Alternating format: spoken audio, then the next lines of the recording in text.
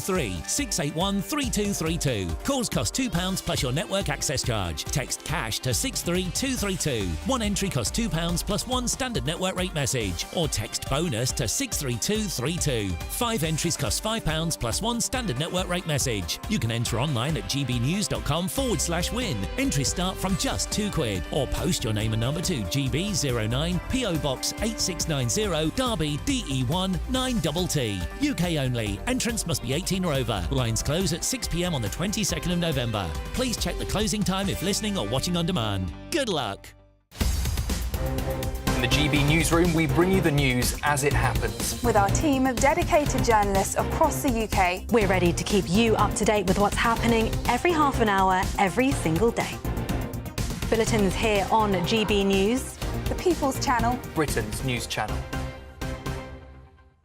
Hi there, I'm Michelle Dewberry and I'm going to take a second to tell you all about my show, Dubes & Co. We start off with the issues of the day. We then bring in both sides of the arguments. We get rid of the disrespect. And then you throw me into the mix. And trust me, I'll tell it exactly how it is. And then, of course, the magic ingredient, you at home. We mix it all together and what have we got, in my opinion, the best debate show in town. Monday to Friday, 6 till 7 on GB News, Britain's news channel.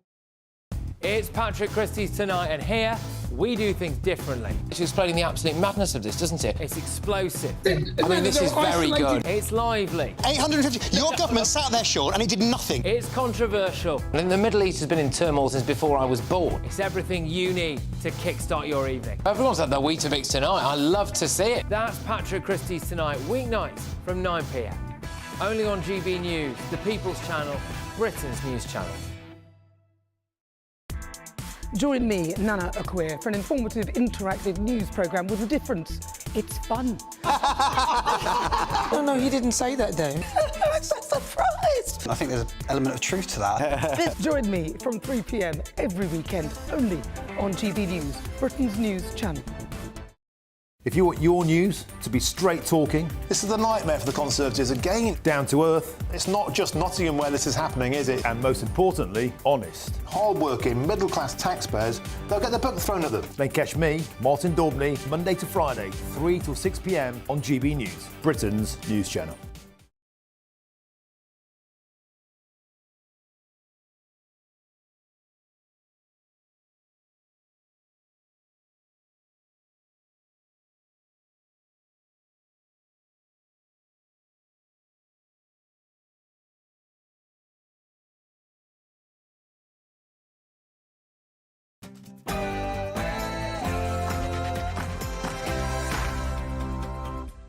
Good morning, it's 11 o'clock. Welcome to Sunday with Michael Portillo, but with me, Emily Carver, this morning. Now, it's been a big week in politics. There's an even bigger week ahead. Chancellor Rachel Reeves, she says her budget will match the greatest economic moments in Labour history and reverse years of Tory decline. But the big question on everyone's lips remains, how will it shape up for taxpayers? Then, after insisting slavery reparations were off the agenda completely, Keir Starmer has been forced to promise Commonwealth countries that Britain will, in fact, discuss reparation payments for slavery next year. Now this, after he failed to quash an official call for damages. And with businesses shutting up shop ahead of Reeves' so-called growth budget, is Britain becoming the un-entrepreneur capital of the world? Andrew Barclay, founder of Yopa and policy fellow at Onward, will be here to discuss that a little bit further. And it's been a big hit on Netflix in the past weeks. I don't know if you've seen it. The documentary Sweet Bobby, My Catfish Nightmare, where Kirat Assi spent much of a decade immersed in an intense virtual relationship with Bobby, whose identity was not as it seemed. I'll be joined by her lawyer, Yai Cohen, to share her ordeal and how we should be wary with an increase in catfishing schemes. But before all that, it is your headlines with Sophia Benzer.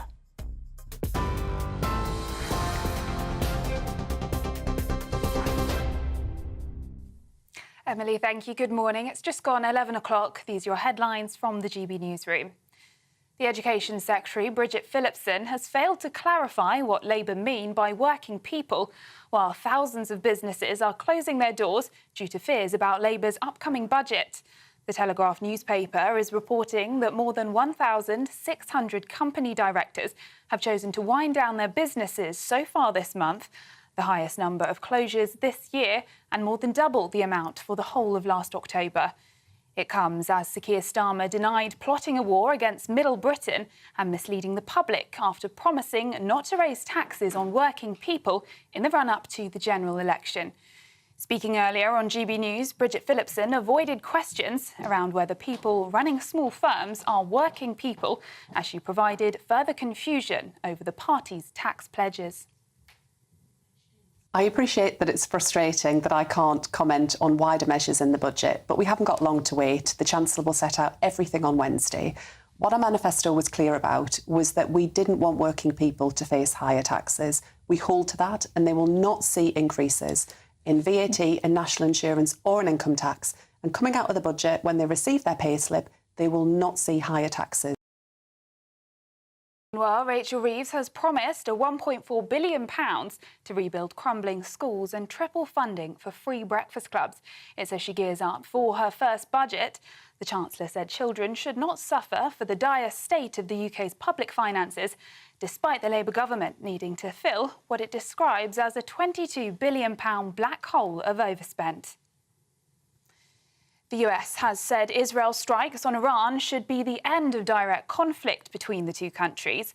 Speaking after yesterday's attacks, the White House said Israel was acting in self-defense, but admits they are fully prepared to defend Israel should Iran choose to respond. It comes as Iran's president has warned against further attacks on his country.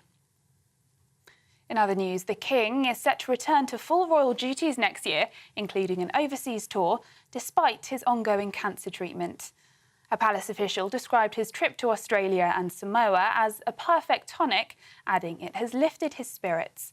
King Charles will fly abroad during the spring and autumn, the traditional periods for official foreign royal trips, provided the doctors sanction the travel. Staying with the royals now, Prince William has extended what is being called an olive branch to Prince Harry by publicly naming him for the first time in 6 years. My mother took me to the passage.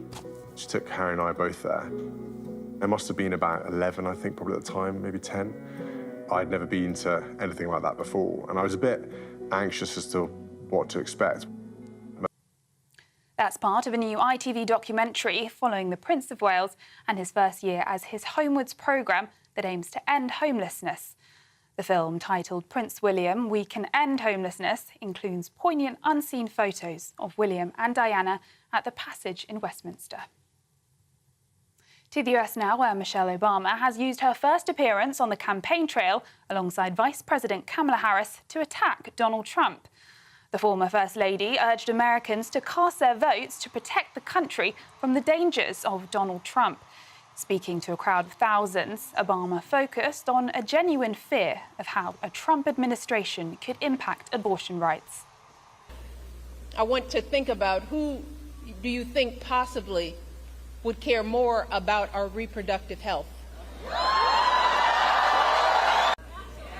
And we are more than just baby-making vessels. You get to choose. You get to use your judgment and cast your vote for yourself and the women in your life. Remember, women, standing up for what is best for us. Meanwhile, Donald Trump has been speaking at a rally in Pennsylvania. The presidential candidate says he doesn't need Beyoncé to win. And we don't have Beyoncé, who couldn't fill the arena last night. But the people went there because they thought they were going to hear Beyoncé sing, right? Beyoncé got out and said, "Hello, ladies and gentlemen, I'd like to endorse her." What's her name? What's her name? We're leading, but we got to close it out, right? We got to close it out. I will promise you we're going to end inflation very quickly. We're going to get those prices down, too. And I'll stop the invasion of criminals pouring into our country. They're criminals, and they're pouring in like we've never seen. We're going to stop it. We're going to get them the hell out of here. And I will bring back the American dream. Those are the latest GB News headlines. Now it's back to Emily. For the very latest GB News direct to your smartphone, sign up to News Alerts by scanning the QR code or go to gbnews.com/alerts.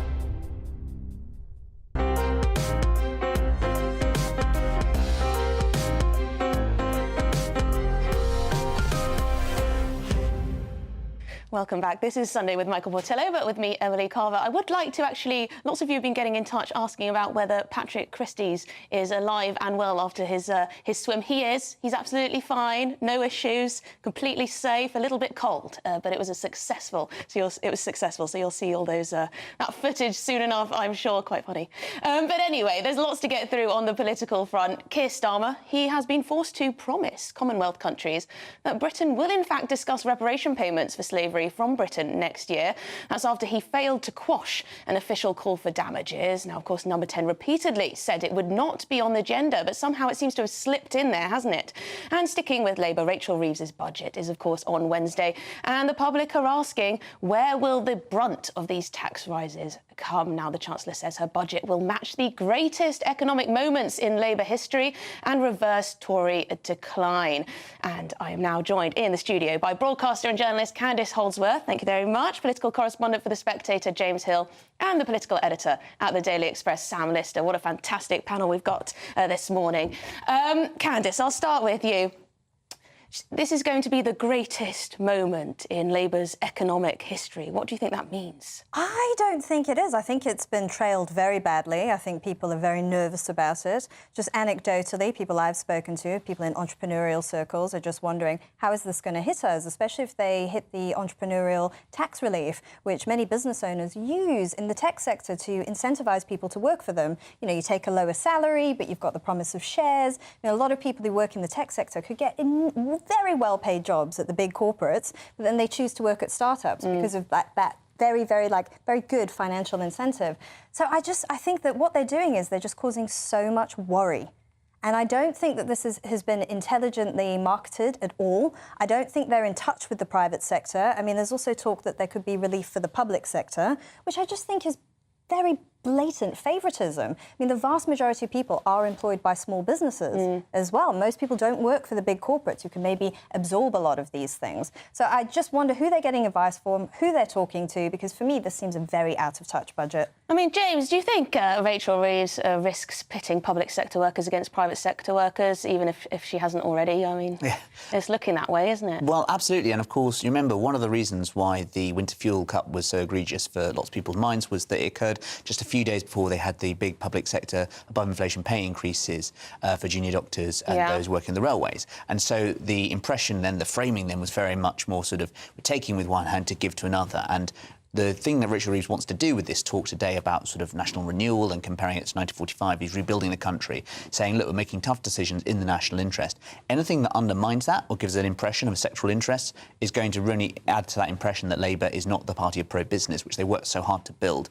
And the big story of the weekend, of course, is that there's going to be a national insurance rise for employers, 2%, but as Candice says there, the private sector is going to be the ones that pay that, the public sector exempt, and that's the danger of a Labour Party or Labour government that's seen solely on the side of the public sector, increasing the public sector while denying the private sector, which obviously funds all the growth. Yeah, it does seem to me, Sam, that the private sector is just, in the eyes of perhaps this government, just something to take taxes from. You know, it's the kitty that they can sort of, you know, take what they like from it and there'll be no adverse effects. But the private sector is the bogeyman, isn't it, for this government? When you look around the cabinet table, there is nobody there with any real experience of creating and growing a business. You know, these are people who've come from the trade union movement, from working in local government, from working in the state sector. And so I think there's a real dearth of experience there about what it takes to actually start and run a business successfully. And we know that the changes that they're planning to make, the Federation of Small Businesses has suggested it will be adding up to £600 per worker to the bill for employers. That's a huge amount. And we also know, if you look at Rachel Reeves today, she has written an op-ed, she's written a comment piece in The Sun on Sunday where she talks about this is a budget for hard-working families, it's a budget for strivers. And I think they're in real problems with their loose language, their weasel words, some might say, because who counts as a hard-working family? If you're single, do you not count? Who is a striver? It does feel as soon as you've had an element of success, whether it's buying an asset or whether it's investing in something. You've invested in a few shares. Whether it's, God forbid, renting a out of property, then suddenly you are no longer someone that the government needs to care for, exactly, or look, you know, or appreciate even, it seems. If you're getting up, you started a small business, you're getting up at the crack of dawn, you work really hard all day, you employ people, you take that risk, you're doing 16, 17-hour days just to make it work. You consider yourself a striver, but I'm not sure Rachel Reeves does, and I think that's going to create a lot of bad feeling. But, Candice, another announcement, £1.4 billion towards crumbling schools, improving the state sector. This, of course, is one of the main reasons people did vote Labour. Of course, it was because of, you know, perceived and real Tory failure as well, of course. But public services not doing so well. Yeah. Crumbling buildings. That's a good thing, isn't it? More investment in our schools? I do understand that argument. I absolutely get it. And I think that even though I disagree with the way Labour are going about this budget, I do think that British chancellors do need to be able to do bold things, to be able to do radical things, to be able to invest in things which have long horizons. And I think one of the problems we've had throughout history with chancellors that sort of announce these things, these radical things, is they're often held back by market reaction, which has a much lower risk tolerance for these types of things.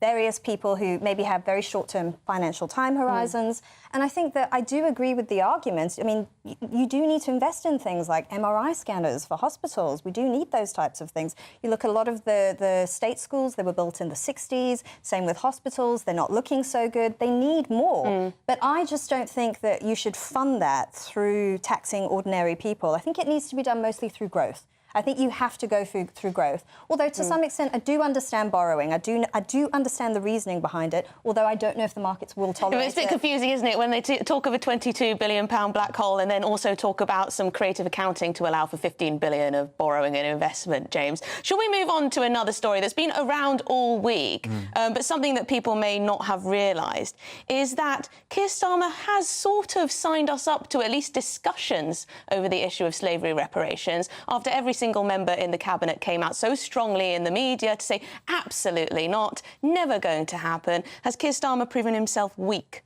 on the international stage on this one? I wouldn't word in those terms. I think the real original sin for Keir Starmer was going there and putting out this very bullish line on Downing Street, which was reparations are not on the table. Right, well, tell that to the 55 other countries in the Commonwealth, some of whom very publicly for months have been going around demanding that and sort of talks and discussions about that. So the whole problem with the Commonwealth in the sense is you've obviously got to get a communique at the end of it, a declaration which everyone signs up to and agrees upon. By claiming that there wasn't going to be on the table, what they should have said is, well, we disagree personally. He obviously was just one voice in that agenda. Britain is very keen to kind of make the point that the Commonwealth is a club, everyone's involved in it, etc.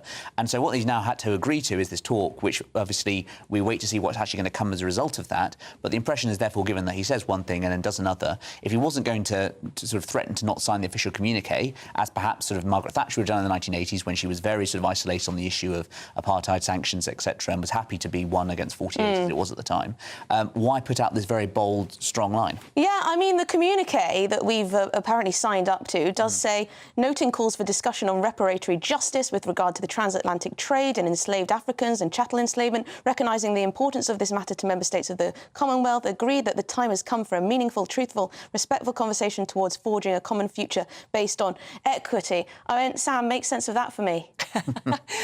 Forgive me if I don't, Emily. I mean, it's jargon, isn't it? And it's gobbledygook. But essentially, it means, you know, Britain is in line to foot the bill for these reparations, which obviously we cannot do. Jack Straw, the former Labour Foreign Secretary, is very clear that actually we should not pay them.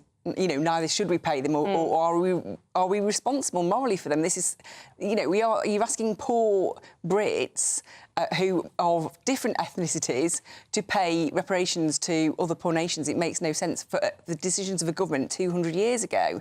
But I think on the wider issue of Keir Starmer's authority, obviously we saw he signed away the Chagos Islands in a matter of weeks. I think that has been a real problem because it sets a tone internationally.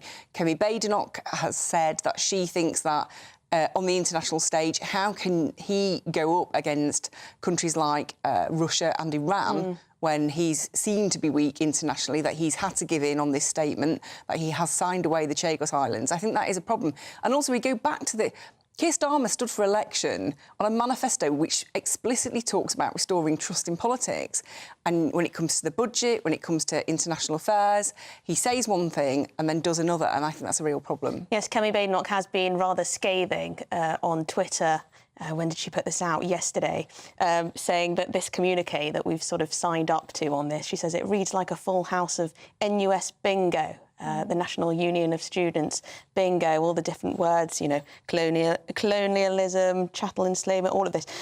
So she's coming down quite hard on this and saying, absolutely, you can't, how are you going to deal with hostile states like China, like Russia, Iran, etc., if we're just sort of given to this thing, these types of requests, demands? Yes, because at the same time... Obviously, I should say we haven't paid any reparations, no. And they will still insist that we won't, but yes. even signing up to this type of language... Yes, especially as now the BRICS summit was going on at the same time. And the BRICS it's actually become its own little form of... it's become its own little bloc, its own, like, anti-Western bloc now. So countries like Russia and the addition of Iran, they use quite anti-Western language. So, I mean, I think she's right. I think she's absolutely right. Any British leader at the moment has to take a strong stance with these things. We're in an increasingly complex world, and I feel like Keir Starmer is trying to face both ways on the issue, but you can't do that. You have to, in the times that we live in... The thing is, so many of his party are, in theory, in favour of this type of thing, particularly on the left of the party, his own foreign secretary. Yes. It makes it all the more complicated. I just want to squeeze in one more story before we move on.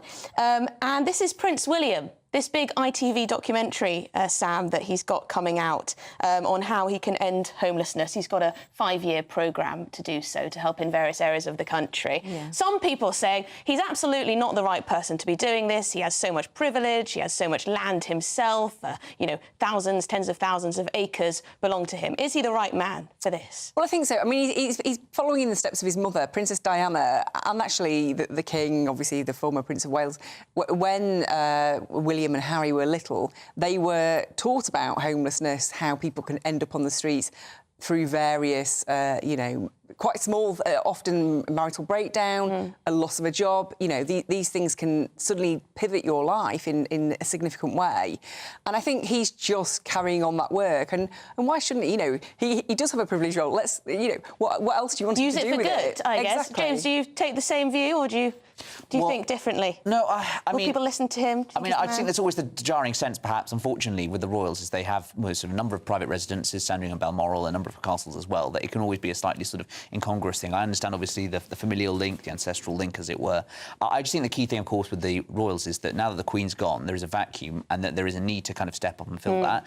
Obviously, they'll be taking advice from people paid much more than me onto what the most politically savvy clauses are, while respecting, of course, the monarch has to be impartial in politics and that he has to be very wary of kind of political debate. So in some sense, it's a good thing. But I just think that the royals need to perhaps be aware that without the Queen there, they need to step up and make sure that they got their voices heard and actually doing a lot of good for the public cause. Well, this is, you know, I think good on him. If he can genuinely make a difference in this area, and God knows we need it, we've got hundreds of thousands of people who are either homeless or without a proper residence, a proper roof over their head. I mean, why not? I mean, people are coming out and saying, you know, he's far too privileged, far too entitled, far too all of this to even be thinking about this thing. But that's just seems to be a bit miserable. Yes, and I think in general, William and Kate have a lot of goodwill towards them, and they can use that. They can really use that. Kate Middleton's been absolutely brilliant, focusing on things like mental health, and I think William focusing on something like homelessness, like his mother, who also focused on things like HIV and AIDS,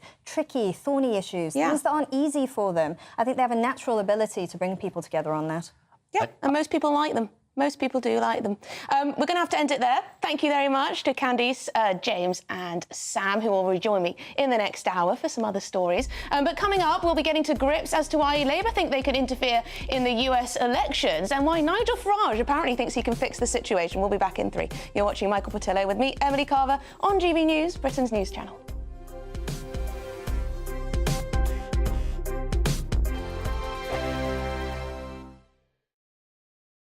This is GB News, Britain's news channel. We're talking catchphrases and jingles because, of course, instantly recognisable and sometimes a little annoying in the case of the Go Compare one, perhaps. An iconic advertising jingle can stay in your head all day and sometimes stand the test of time.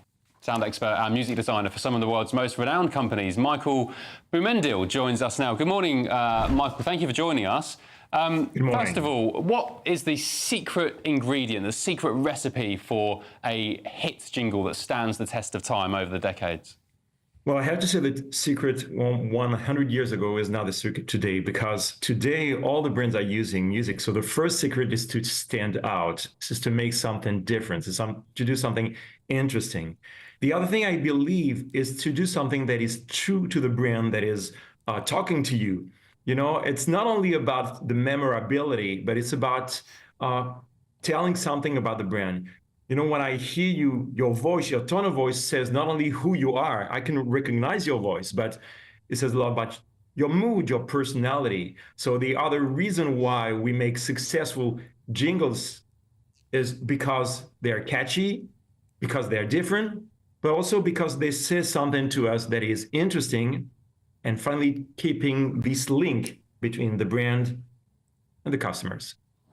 Michael, tell us about your involvement in the new Maybelline jingle. This makes me, I haven't heard it, but it makes me a little bit sad because I was an avid Maybelline concealer user for many years. Other brands are available, but the jingle was the main reason why I got bought into it. You don't have to be sad, because we kept most of the legacy. GB News, the People's Channel. Budget Day on GB News on Wednesday. Stay with us all day for the most anxiously anticipated budget in a generation. Morning through to evening, we'll be here with insight and analysis, crunching the numbers as we work out the cost to the country and, most importantly, to you. Because the Chancellor has a bill to pay. The question is... who's going to pay it? Budget Day, all day Wednesday on GB News. The People's Channel, Britain's news channel. Welcome to State of the Nation, daily plunge into the stories shaping our country. I'm Jacob Rees-Mogg, and Monday to Thursday we bring you the insights, the facts, the truth about how our country is being governed. Because what happens in Downing Street matters down your street. Tune in to State of the Nation every Monday to Thursday, 8 to 9 o'clock. Only on GB News, the People's Channel, Britain's news channel.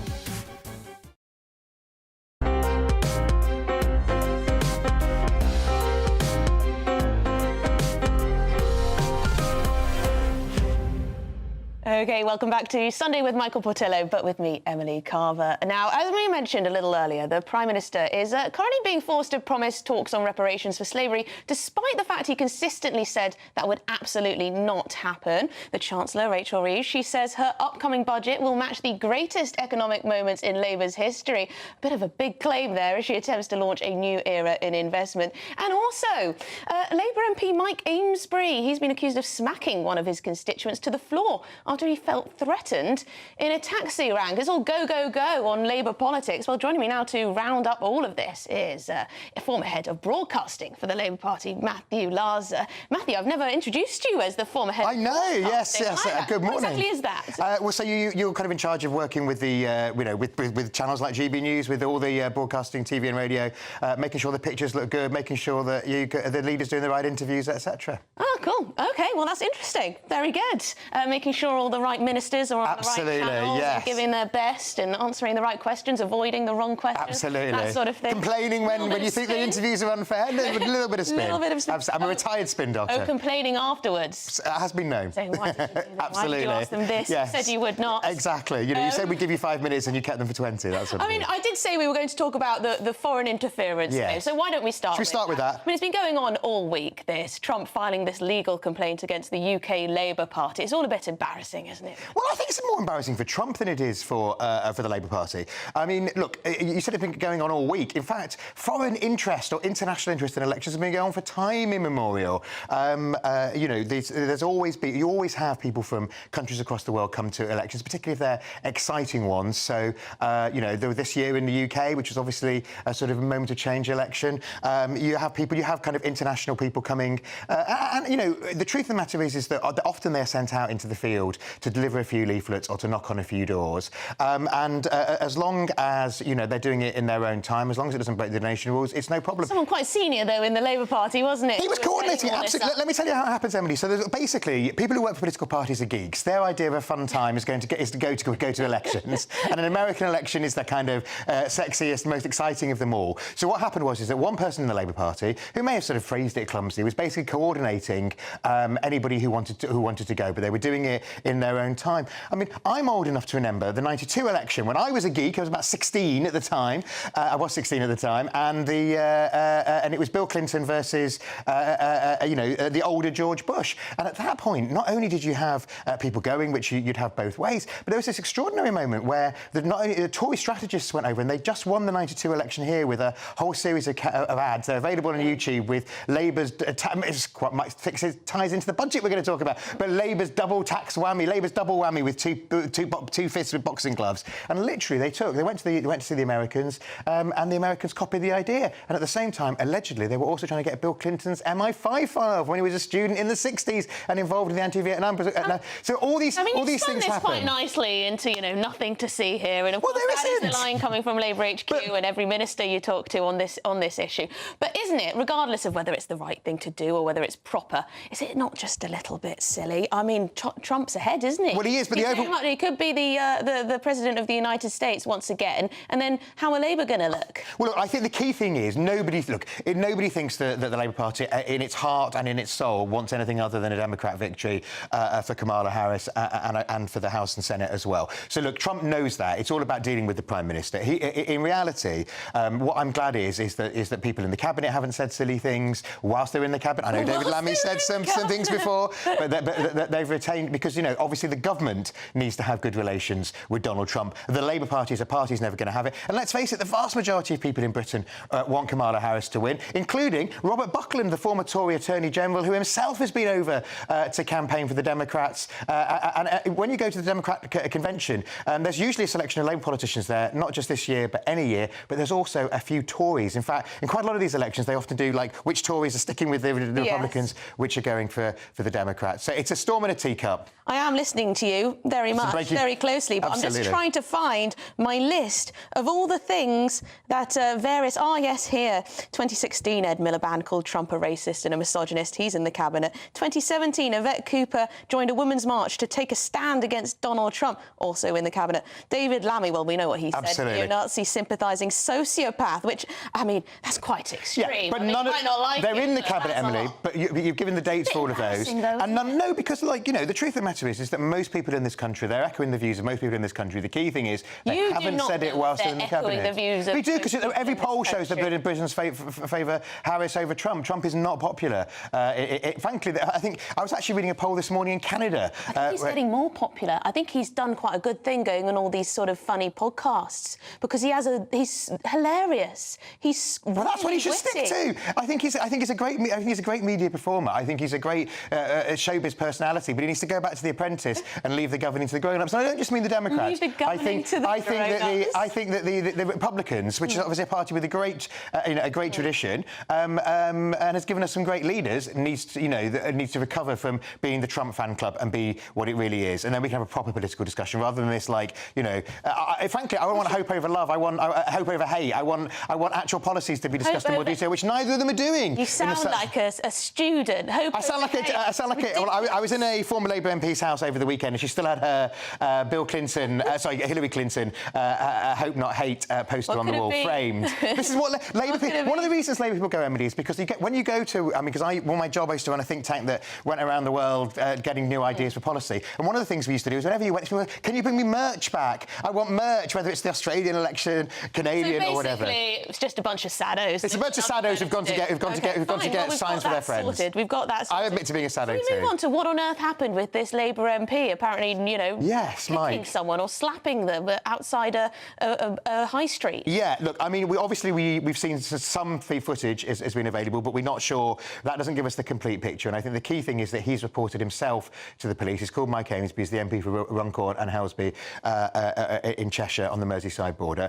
He's actually a very Did anyone know he was, potentially an aggressive No, person? he has. I mean, if I remember correctly, he has had some mental health problems in the past. That's not an excuse for if he has done something wrong. But I mean, people often ask me as a Labour sado whether I ever thought about going into Parliament. And one of the reasons I didn't is I think it's a very, very difficult job now in the Twitter age because people and the social media age. Yeah, because, you can't just punch someone in the street. Well, it's not quite that, Emily. What I think we don't know that he did. I mean, it's allegedly. We don't. But what I think is that before that we don't know what was said. We don't know. What if your mate is filming it, they're not going to release the bit where somebody punches you first. We don't know Absolutely. whether he was in the wrong or whether he was in the right or whether it's completely muddled. So remember when the press got punched? We do know what went on because we saw the guy try to punch him first because it was on a good old-fashioned news TV camera rather than on somebody's phone. So I think that if Mike must face the consequences of the law if he's been found to do anything wrong. It's good he's reported him to the police, but it's so horrible when people are they just try and rile people. Yeah. And politicians of all parties are human beings too. And just lastly, is Rachel Reeves a bit arrogant saying that this budget is going to be, the biggest moment in Labour's economic history? I mean, is that an accolade? Well, she's tried to wrap up the 1945 rebuilding after the war, the 1964 white heat technology, and the 1997 restoring of public services. In a sense, that is the goal. I'm not sure she's going to get there in one leap in the budget. You've seen how many businesses closed this month. Well, I'm terrified. I think the government's got itself in a mess by having the budget so late. It should have had the budget much earlier, much quicker, so there wasn't this vacuum. Well, I mean, it's just painful watching these cabinet ministers just say the same thing. We'll have to wait till next week. Or even worse, I can't tell you what I'm going to say, but the definition of a working person. Have you ever bought a share? Means you're not a working person. And then it was clarified 45 minutes later, and it was actually people who get all their income from shares. So I think there will be a huge sigh of relief in the Labour Party when Wednesday's out of the way. Rachel's acknowledged there's going to be bad news in it, but it's the foundation that we're going forward on.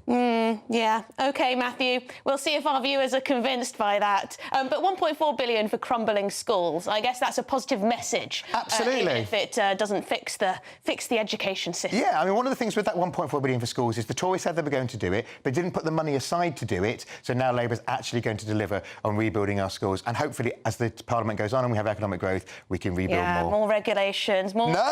more growth. That's a great More budget, growth. isn't it? No, less, planning getting going, the economy, all those restrictions the Tories put on going, but it takes time. But this is the start, and I'd be glad when the budget actually shows what's really going to happen, not the speculation. OK, Matthew Larzer there. We should just wait, and it won't be as bad as we think. It's only 3 days to go. OK, Matthew Larzer, thank you very much. Indeed, former head of broadcasting for the Labour Party. It is worth mentioning that Mike Amesbury, the MP, he issued a statement on the incident. He said, last night I was involved in an incident that took place after I felt threatened on the street following an evening out with friends. This morning I contacted Cheshire Police myself to report what happened during the incident. I will not be making further public comment, but will of course cooperate with any inquiries if required by Cheshire Police. I remain fully committed to working hard for the people of Runcorn and Helsby, and I'm determined to remain an open and accessible MP for our community. So there you go. Thank you again to Matthew Larzer. Now, after the break, we're going to be joined by Andrew Barclay, who's written a new report that warns the government that Britain is on its way to becoming the un-entrepreneur capital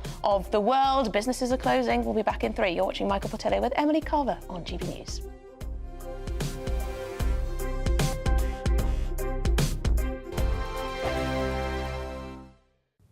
Good morning. Welcome to your GB News weather update from the Met Office. It's going to be turning cloudy across the northwest with outbreaks of rain, but brighter elsewhere after a rather chilly start to the day.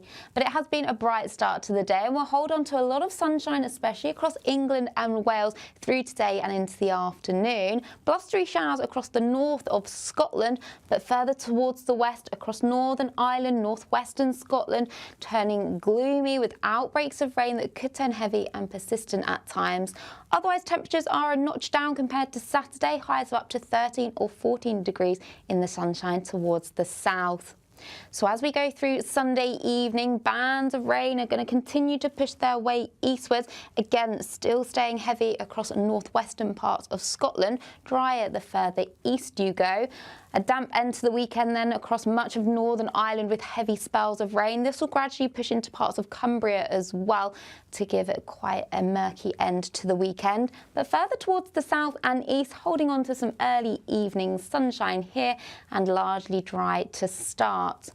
But as we go through Sunday night, turning increasingly cloudy from the north with outbreaks of rain sinking south and eastwards. So many places tonight holding on to a lot of cloud with outbreaks of rain and drizzle. But that will lead in to a largely milder night than the night just gone, with lows around 9 or 10 degrees. So as we start the new working week, it is going to be a murky picture out there. We've got a lot of cloud across much of the country with outbreaks of rain and drizzle. The rain may persist across parts of Wales. There may be some glimmers of sunshine, especially towards the south and across eastern areas, but otherwise the temperatures are generally going to be around average for the time of year at around 14 or 15 degrees. Bye-bye. Hi there, I'm Michelle Dewberry and I'm going to take a second to tell you all about my show, Dubes & Co. We start off with the issues of the day. We then bring in both sides of the arguments. We get rid of the disrespect. And then you throw me into the mix. And trust me, I'll tell it exactly how it is. And then, of course, the magic ingredient, you at home. We mix it all together and what have we got, in my opinion, the best debate show in town. Monday to Friday, 6 till 7 on GB News, Britain's news channel. Mark Dolan tonight is your weekend dose of news, debate and entertainment. This sounds like a wild conspiracy theory. Don't miss my big opinion. Mark Meets and my take at 10. Democracy is a funny old thing. And we don't do boring, not on my watch. I just won't have it. Let's go and get another glass of that bubbly. You've earned it. That's Mark Dolan tonight, Saturday and Sunday, 9 to 11, only on GB News, the People's Channel, Britain's news channel. OK, it's 11:38. Welcome back to Sunday with Michael Portillo, but with me, Emily Carver. Now, British workers are increasingly worried to start their own businesses, scared even, with new figures suggesting a waning entrepreneurial spirit in this country. This all sounds rather depressing. Apparently, the country is becoming unusually risk-averse. That's according to the Onward think tank, which said as it urged Rachel Reeves to deal with high costs and the bureaucracy that's holding back entrepreneurs in this country. Now, Onward's study also pointed to official figures showing the number of businesses in Britain had fallen by 425,000 since 2020 to 5.6 million, reversing a decade of rises. So with the budget likely to increase taxes and potentially deter business people with more regulation and the like, are we on track to becoming an un-entrepreneurial country? I certainly hope not. But joining us now to discuss this is the co-author of the report, policy fellow at Onward and founder of Yopa, Andrew Barclay. Andrew, thank you very much indeed for joining us. I was just reading in the Telegraph today that more than 1,600 directors have taken the decision to wind down their companies just in this month. This is apparently because of fears over the budget, capital gains tax, etc. I mean, how bad is the problem? It's very bad. I mean, British entrepreneurialism is in desperate decline. And as you mentioned earlier, there's 400,000 less businesses today than there were in 2019. So it's not in a good place. But our research report also found that it's not all bad news, because there are millions of people in employment who are keen to start their own companies, and many more who have small businesses. So people want to do it? People want to do it, and there are many more who have small businesses who want to grow them. But these two categories of people are both facing the same barriers, and the biggest barrier of which is tax. Which taxes? Well, there's a whole range of different taxes that are prohibitive, but the ones that came up the most for us were, for people looking to start physical premises, it was business rates, because those are levied regardless of whether you've even brought in a pound of revenue or not. And for small businesses that are seeking to grow, VAT was one. So we found that there are 26,000 businesses purposefully staying below the VAT threshold at £90,000. So they're staying small on purpose. And so what we've proposed in our report is to reform the VAT so that it's in line with the company's revenue rather than just an arbitrary figure, a tapered system. And we believe that would eliminate the bottleneck for growth and finally enable small entrepreneurs to become big entrepreneurs. I mean, you know, Rachel Reeves has spoken at length about how she is pro-business, how she wants business to do well, how she wants, you know, this to be a growth budget. She says it's going to be the biggest moment in Labour's economic history or something like that, this budget. But I've been speaking to people who are aspirational, who are engaged, they're not necessarily party political, and they're wondering whether this is the country to, you know, build their life in anymore. And this is very worrying. How can we change that sort of culture? Is this all down to the government? Well, absolutely. I mean, the left always believe that you get growth through government diktats. And what we know is that actually entrepreneurs don't need a lot. They just need a little bit of help. And if you give them that little bit of help, they can help themselves a lot. And as you identified earlier, there are millions of people who want to start businesses, but they're finding it very prohibitive to do so. So we are on track to become a very un-entrepreneurial place. But the reality is that aspiration, that animal spirit of free enterprise is still there. We just need government to get out of the way and stop penalising entrepreneurship. If you tax something, it's because you generally want less of it. And we are taxing entrepreneurship. So there's no wonder that we are getting less of it. And Rachel Reeves isn't going to turn that round by just shouting about growth. We need to see something in the budget that supports entrepreneurs. Also, you know, most people who go into business, well, they may not want to, but they understand that they need to pay their way in terms of the taxes and the contribution to public services and everything else that our taxes are spent on. But I guess it's about the stability of those taxes and regulations and red tape that's just as important as the amount in some ways. It seems that over recent years there's been so many changes. Of course, we had the pandemic as well, where people were forced to close and completely change their business structures and everything like that, make people redundant, have furlough. It's been a very complicated few years, right? So for me, if I were a business person, and I'm not, unfortunately, I have so much admiration for people who are in business, I really do. But I think I just want to know what it's going to look like for a while, you know? Yeah, Stop changing things. Absolutely. I think, there's all sorts of speculation that capital gains is going to go up, that what was formerly known as Entrepreneurs Relief, which is now known as BADR, is going to get abolished. These are all taxes. Why is the name of that changed? Well, the name of it's changed, the tax is going to change, and, you know, all of these are taxes against entrepreneurs. So what we're saying in the report is, can we take some of this money you're going to raise, and we propose something called BSR, which is Business Startup Relief. And that says if you're in a job, but you're really excited to start your own new company, we'll give you an income tax refund so long as the money goes towards your first year costs. So it just gives them that little bit of help to ease the burden and help them take that risk. And this has been tried the world over. It's worked elsewhere. It's also worked in the Investors EIS scheme in this country, which has created so much growth. So what we really want Rachel Reeves to do is to look at our report. Unfortunately, I think she's probably not watching today, but if she was, we'd say, look at the report. I think she is. Her team will be. OK, take the BSR. Let's take some of the money that you're going to clobber all these entrepreneurs with and give it back to those who really want to start new companies, because there's millions of them. Yeah, I mean, do you think we just, in a cultural way, do you think we value business people enough? You know, when we talk about when a lot of people talk about who they admire, it's footballers or singers or, you know, doctors and things like that. Fantastic. We talk a lot about how brilliant NHS workers are, or people who work in other areas of the public sector. Do we talk enough about how, you know, business people should be a source of admiration?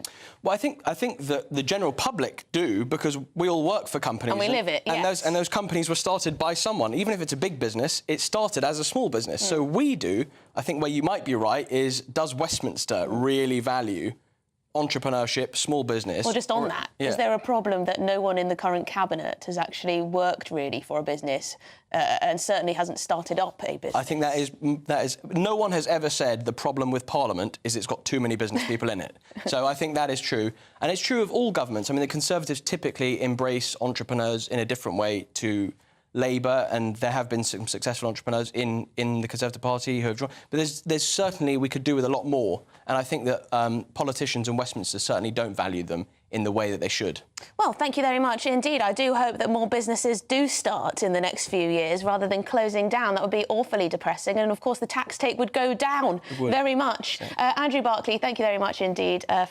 Policy Fellow at Onward, and has written this report into entrepreneurship. Well, still ahead, I'm going to be joined by Yahya Cohen, the top lawyer who represented Kirat Assi, the star of the hit Netflix documentary Sweet Bobby. This is a very curious and quite distressing story. We'll be back in 3.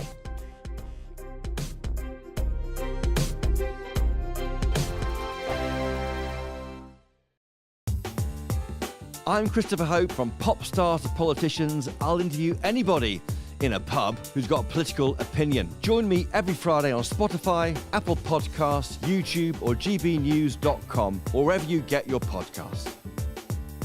This is GB News, the People's Channel. This is GB News, Britain's news channel. Well, let's speak now to Sales Director at Savills for Quinta Properties, Raquel Santos, who is live for us in Portugal. Raquel, good to see you this morning. Why are all these celebrities flocking to Portugal all of a sudden? Yeah, I guess it's just because of basically the great lifestyle that we have, security, Portugal has kind of been a hidden, tucked away gem for quite a while that people didn't realize existed. And with the international flights that, with the American flights coming in, it's kind of been put back on the map as a country that's worth visiting and worth investing in due to the secure investments that we offer in real estate. Raquel, is it anything to do with tax rates? Because I think capital gains tax is, I think if it's over a certain amount, you pay half of your rate, which is 28%. Capital gains on shares and cryptocurrencies is 0. Is it anything to do with that? Because over here in the UK, big storm at the moment about millionaires apparently leaving in exodus because of the mooted increases in taxes in just a few weeks. Yeah, so obviously the alterations that are happening with the UK in terms of the tax that's being implemented on the capital gains, as you mentioned, we've definitely noticed has become a big drive, mostly on the vendor side as well, who are looking to sell because they don't want to be hit, with these higher capital gains, which is close to coming into effect. Raquel, have you noticed then millionaires, high net worth people from the UK getting in touch with you looking to relocate?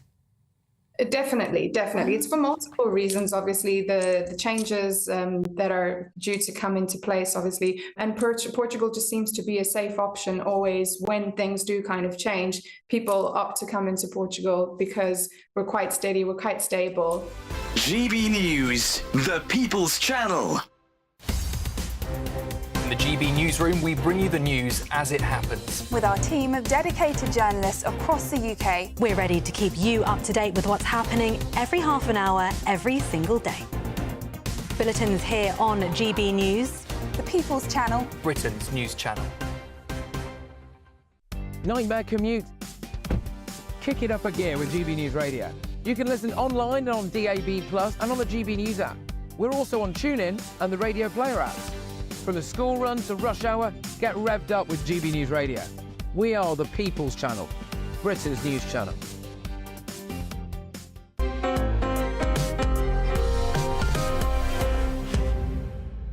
OK, welcome back to Sunday with Michael Portillo, but with me, Emily Carver. Now, Sweet Bobby, a podcast and Netflix documentary of the same name, peers into the relationship between Kirat Assi and her cousin Simran Bogal. For almost 9 years, Assi thought she was speaking to a cardiologist named Bobby Jandu, someone she knew from their community of London Sikhs over Facebook. Now, Assi developed what she thought was a deep connection to Jandu, eventually going from friends to an engaged couple. But as his behaviour grew more controlling, she confided in her younger cousin and their mutual connection, Bogal. Then, in 2018, Assi learned the truth. Her cousin said she had been posing as Bobby all along with about 50 other Facebook profiles, all of whom spoke to Assi within the context of this relationship. A small victory for Assi came in 2020 when she took Bogal to civil court for harassment, misuse of private information and data protection breaches. Now, Bogal had to pay Assi substantial damages and legal costs and write her a private apology letter. But should this go further? Well, to discuss this, I'm joined now by Kirat Assi's lawyer, Yaya Cohen. Thank you very much indeed for coming into the studio. This is an amazing story, how someone could be speaking to someone for so many years and not realise that actually it's an imposter. Well, I think when we look at the Sweet Bobby story a little bit beyond the entertainment part of it, there are so many different stories. Different communities and generational gap and the whole thing of how you can actually go and drive somebody absolutely crazy through social media and the internet. There are so many different aspects there. And I think that for Kirat, she was in a bad place, and she just played along with it, and she had the cousin being her best friend, reassuring her that, no, it's okay, you are not crazy. Bobby is actually there, and it's all been happening. And, you know, in one day follow another and another and another. Yeah, I mean, we were reporting on the story of a cat. We're just sorting out your mic there. I'm terribly sorry if your voice was slightly muffled there. But talking about this catfishing and the way people can, as you say, drive people mad through social media. I mean, it's quite extraordinary how common this has become now. It is very common. Imagine that it could actually be done on a larger scale. Is it possible to drive a whole population crazy? Is it actually possible to brainwash people, to make them believe something that is actually a fiction? It's not reality. We have a whole generation now, of course, that has got very confused, you know, between reality and fiction. But catfishing is nothing new. I think it is 10 years now. In 2014, a young boy was catfished. And was lured into his death by someone. And I think these things are happening, but they seem to be happening more and more and more as the reality and fictions are getting a little bit blurred and people getting very confused about it. So when it comes to Akira Asi and the legal element of all this, so she was paid some money. There was an apology letter. What happens next? Well, so now Bobby also realized suddenly that his character has been misused by the cousin. He's also a relative of the family. So now Bobby is in the process of taking Simran to court as well for misuse of his private information and for breaching of his privacy. This is something that is still ongoing, but I think it is very important for us to acknowledge also the mental health element of this whole thing. I'm not a psychiatrist, obviously. But it is clear that there's a problem. Simran has got a little bit of a problem. The woman was working as an investment banker, investment banking manager in Barclays Bank, and still she had the time to create 50 or 60 different characters, some are real, some are not. And then the impact on Kira, on her mental health. We got to be very, very careful. We have to be very, very careful with those sort of things. There are, in a way, two victims here. And I think Simran is becoming more and more of... we have to watch out for her. That's what I'm saying. I mean, the impact in terms of mental health must be absolutely enormous. Yaya Cohen, thank you very much indeed for coming in. You are Kirat Asi's lawyer, and if you're interested, you can watch that documentary series on Netflix, of course. You're watching Sunday with Emily Carver. I'm in for Michael Portillo. That concludes the first hour of the programme, but don't go anywhere, because after the break, we'll be discussing the government's plans for its upcoming budget. See you in 3.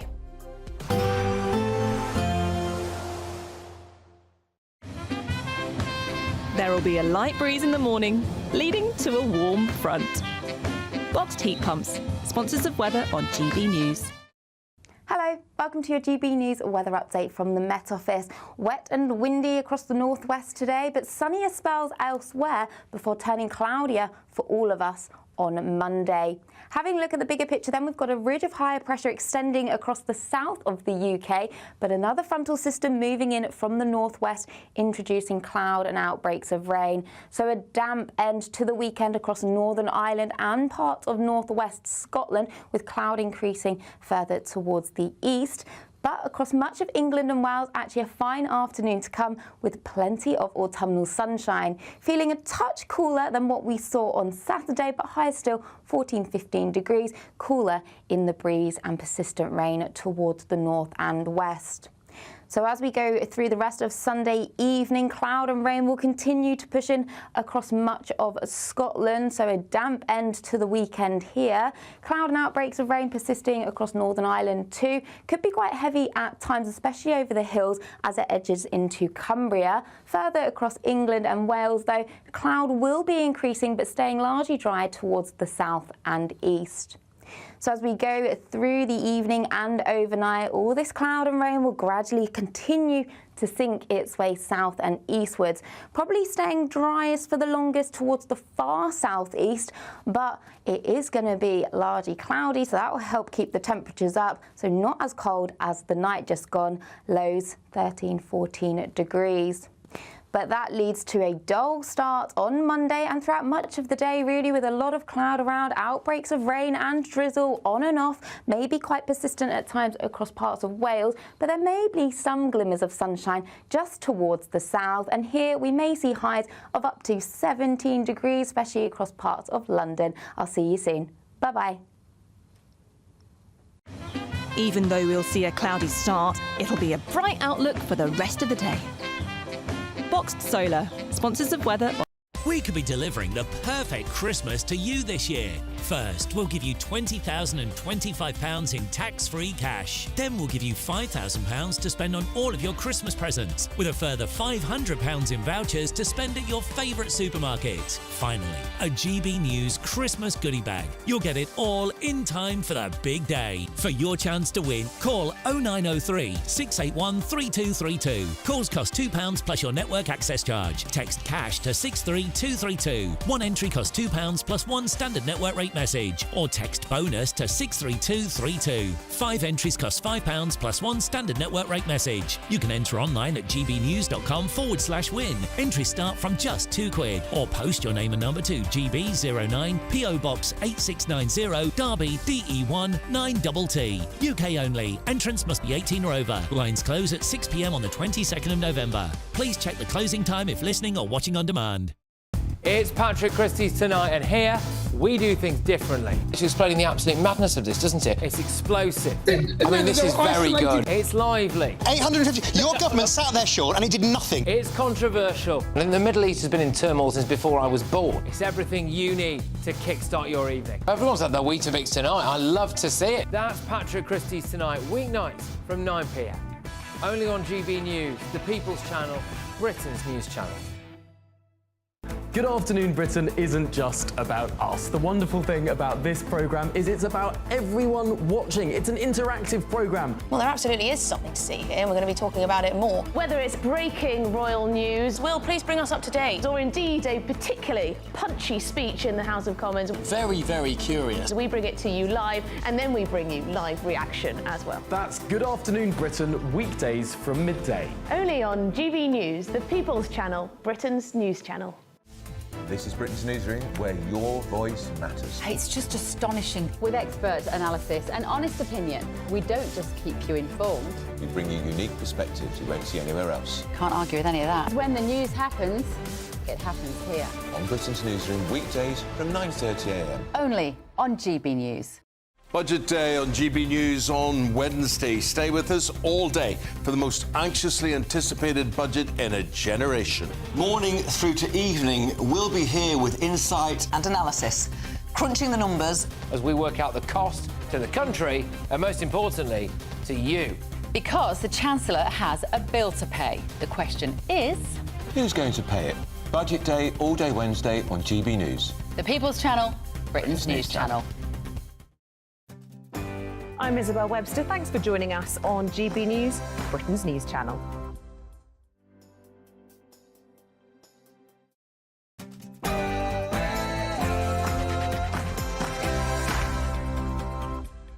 OK, it's 12 o'clock. Welcome to the second hour of Sunday with Michael Portillo. But with me, Emily Carver, we're on GB News. Now, Rachel Reeves, she's nearing her first budget as Chancellor. She said that it will match the greatest economic moments in Labour's history. What exactly does that mean? And can she really produce a budget that lives up to that extraordinary statement? My panel will turn its mind to that question. And also sticking with the budget, the public is waiting to see how it follows through on its manifesto promises and whether there'll be any nasty surprises, as the Prime Minister warns that the first Labour budget in a decade is going to be painful. We'll have senior fellow at the Adam Smith Institute, James Price, to share his thoughts on that one. I'm also going to be joined by Melissa Clayton, a previously fit and healthy woman who suffered a stroke 10 months ago. She'll share her story to raise awareness of young stroke survivors ahead of World Stroke Day. That's in just a few days' time. And finally, I'm looking forward to this, in our Taste of Britain, we're going to be looking at the rise in counterfeit wines in the UK and what should we be toasting this autumn. That's with Jessica Jessica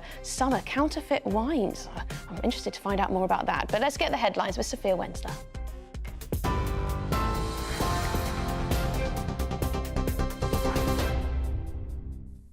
Emily, thank you. Good afternoon. These are your headlines from the GB Newsroom.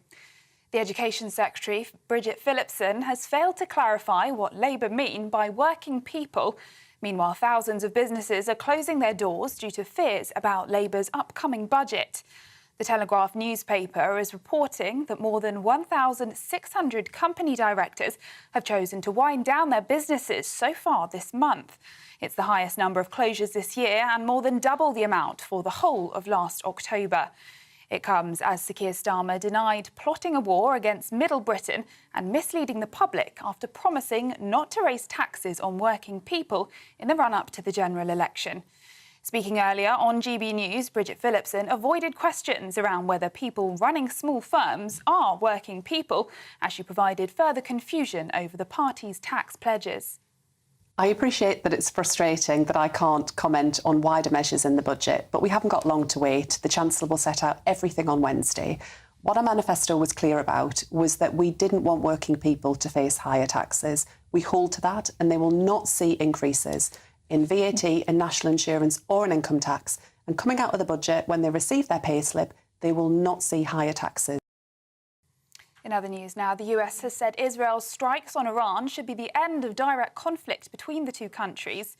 Speaking after yesterday's attacks, the White House said Israel was acting in self-defense, but admits they are fully prepared to defend Israel should Iran choose to respond.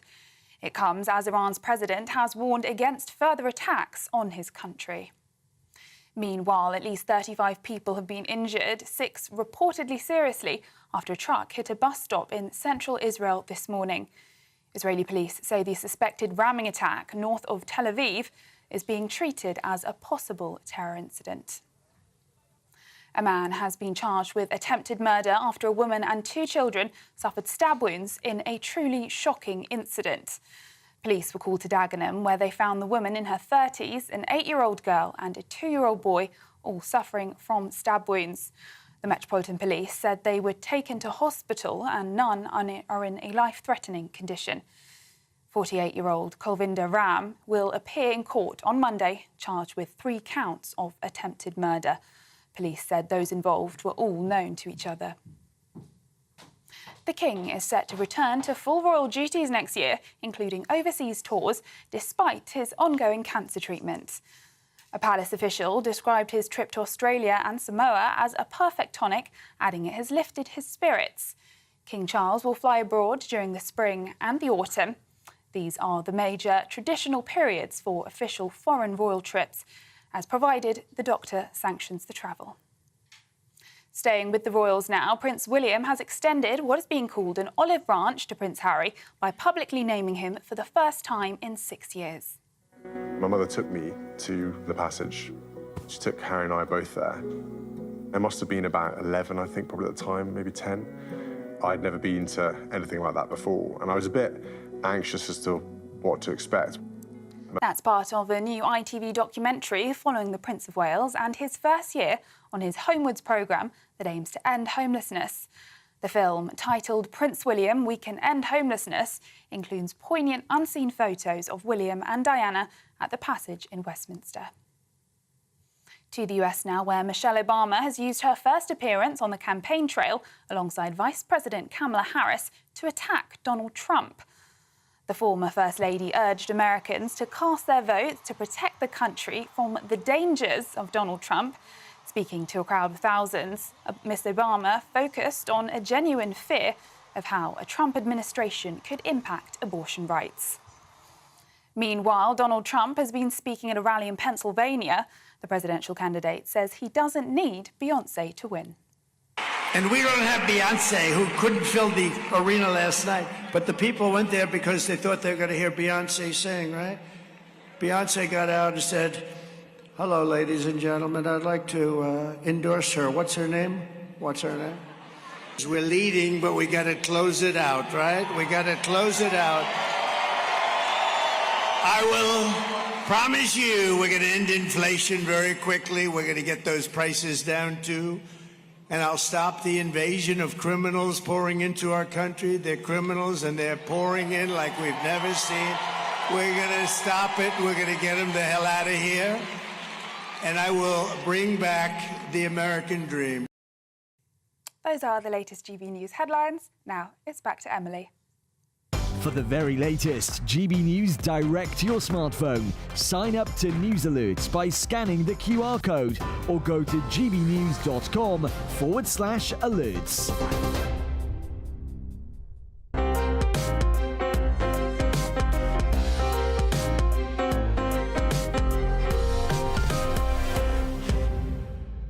Okay, welcome back. It's now 12:06. You're watching Sunday with Michael Portillo, but with me, Emily Carver. And I am rejoined in the studio by Candice Holdsworth, James Hill and Sam Lister. Thank you very much indeed. Now, I wanted to play a little clip of Michelle Obama at a rally in Michigan, I believe it was, talking about Kamala Harris and the like. Should we have a little listen? I want to think about who do you think possibly would care more about our reproductive health? And we are more than just baby-making vessels. You get to choose. You get to use your judgment and cast your vote for yourself and the women in your life. Remember, women, standing up for what is best for us. Well, Candice, is Kamala Harris the candidate for women? Well, it's interesting because that is so strategic by Michelle Obama, because in this whole election, this is what Trump and J.D.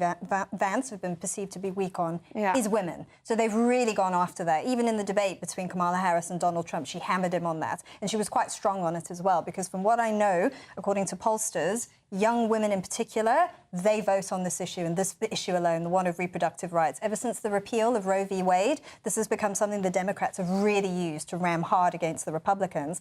What I've also been told, though, is that there is a big divergence between the way women vote in America and the way men vote. Men are very much going for the right, and women are going for the left. It's very interesting that, and we're seeing that across Western countries, really, aren't we? That divide between how men vote and how women vote, how, you know, women are more likely to be woker than their male counterparts, men more right-wing, boys especially as well, shifting quite a lot away from their female peers. I wonder if that is worrying, actually, as a change that we're seeing, you know, women and men, you know, they need to get along, don't they? But, James, what do you make of this? I mean, it's hard in Britain to believe that reproductive rights would be the top priority for, you know, voters in America, but clearly they're pushing this hard for a reason.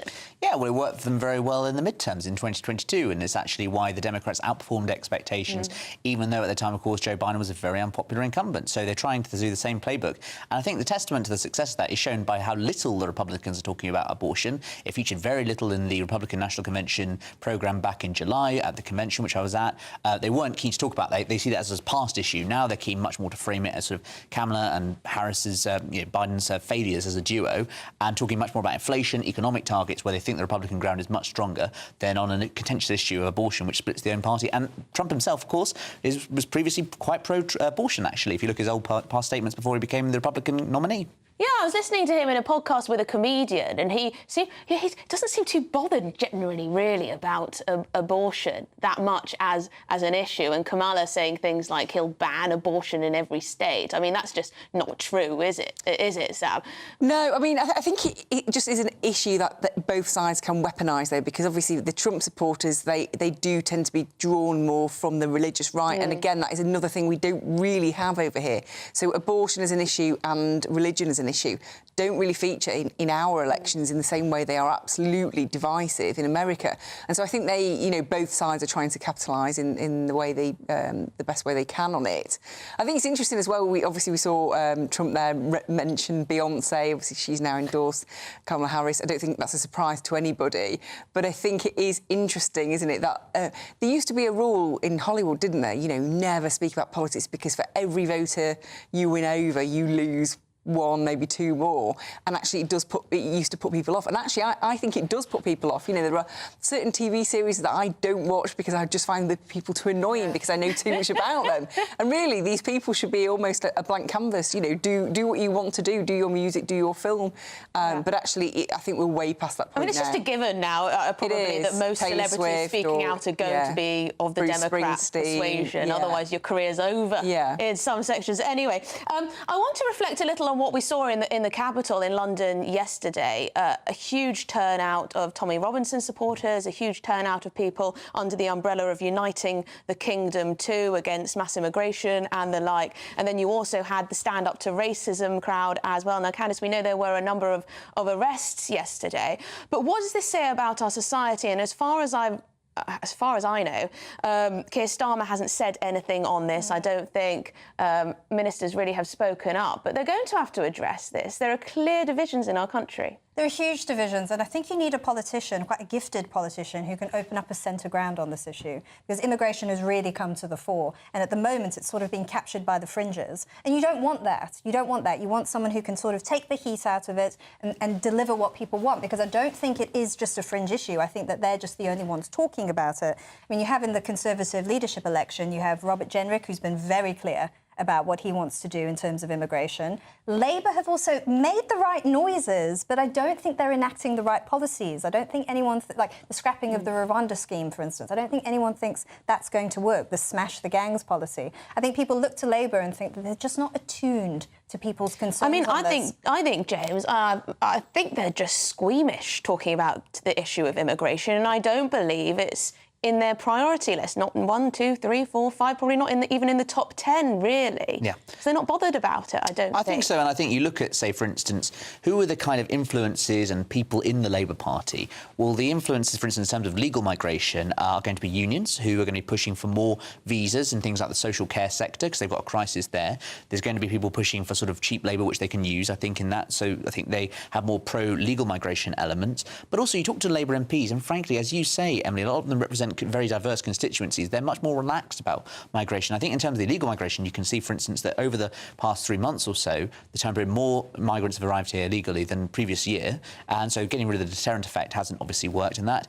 And I think the whole point about Labour is that they're framing it around smash the gangs because they want to talk about the criminality. That's something they feel comfortable talking about. But I do think, and this is something that Morgan McSweeney told Labour special advisors last week, you need to talk more about migration. You need to understand people's concerns, because it's not just an issue for, say, Tory voters.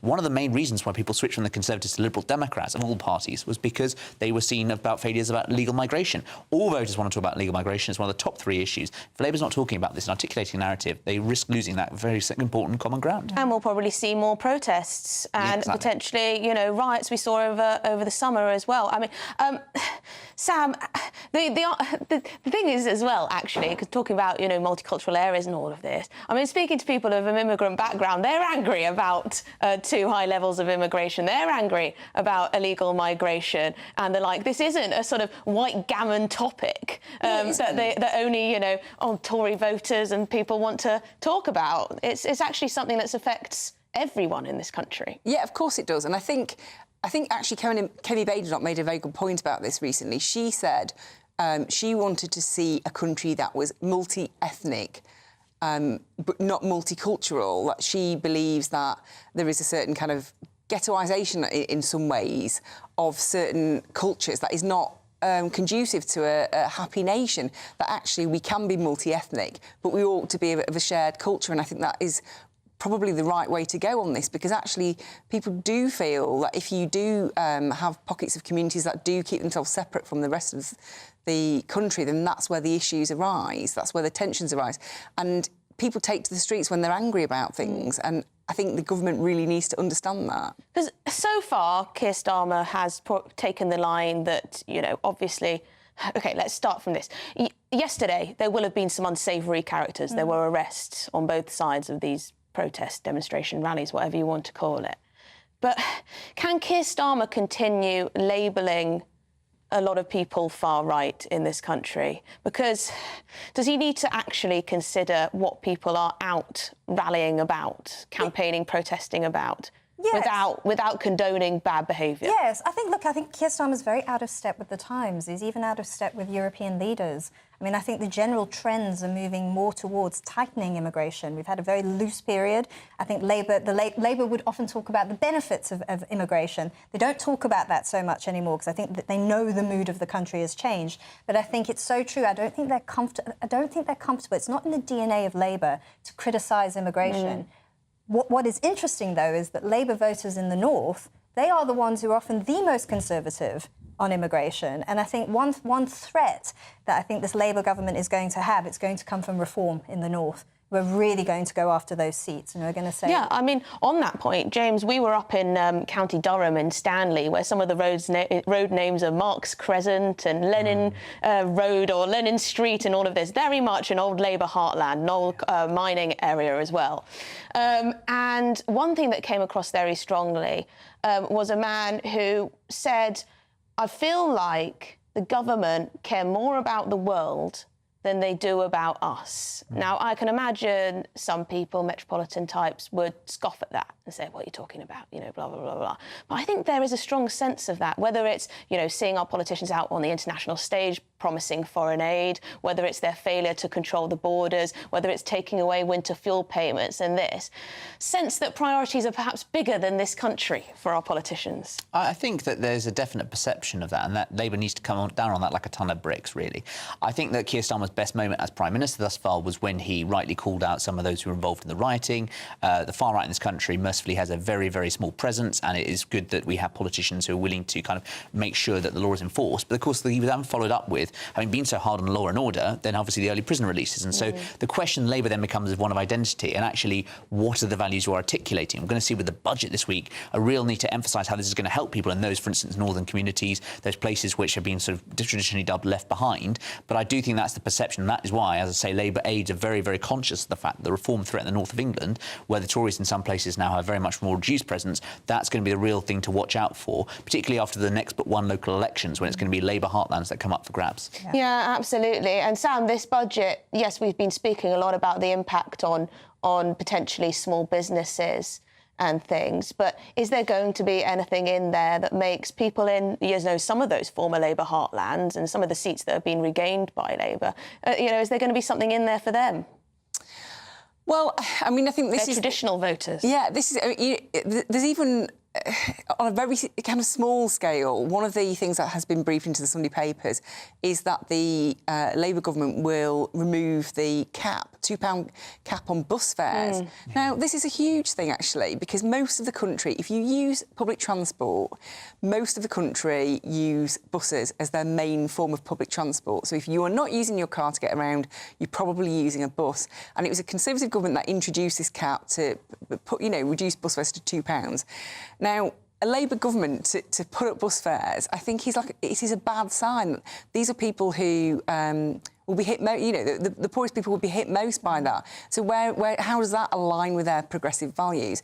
And when you look back... I find that very confusing, because we've heard for years the Labour Party bang on about how important buses are for people to travel, to, you know, see friends, go to work, do whatever, go to the hospital, whatever it is. Exactly. And then to have that... And their green commitments as well. Yeah. Yeah, exactly. It doesn't green it doesn't commitments, yes, that's a good all. point. Yes, where does that fit with net zero? So I think overall the budget, if you look back to what Labour were promising before the election, they were very loose with their language. They were very woolly about what their language was in terms of who would be affected. But what they did say and were very clear about was this is fully costed. We have gone through the books. We have fully costed this. We don't have to borrow more. Now, what they're going to do is rip up the debt rules and find £50 billion to spend on investment.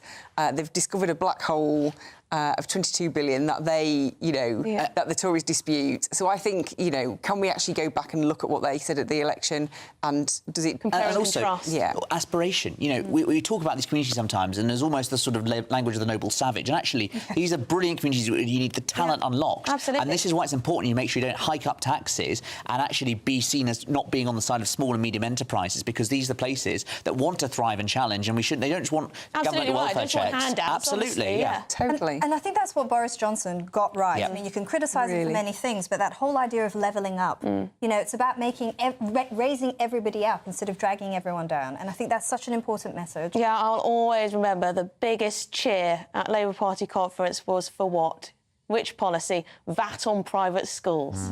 As if, you know, as if that's the most important thing. Anyway, thank you very much indeed, Candice Holsworth, James Heal and Sam Lister. Now, coming up, what can we expect from that all-important budget? We've touched on it throughout the show, but we're going to be speaking to the Senior Fellow at the Adam Smith Institute, James Price, who's also worked at the heart of government to get his punchy take on what might be to come. We'll be back in 3.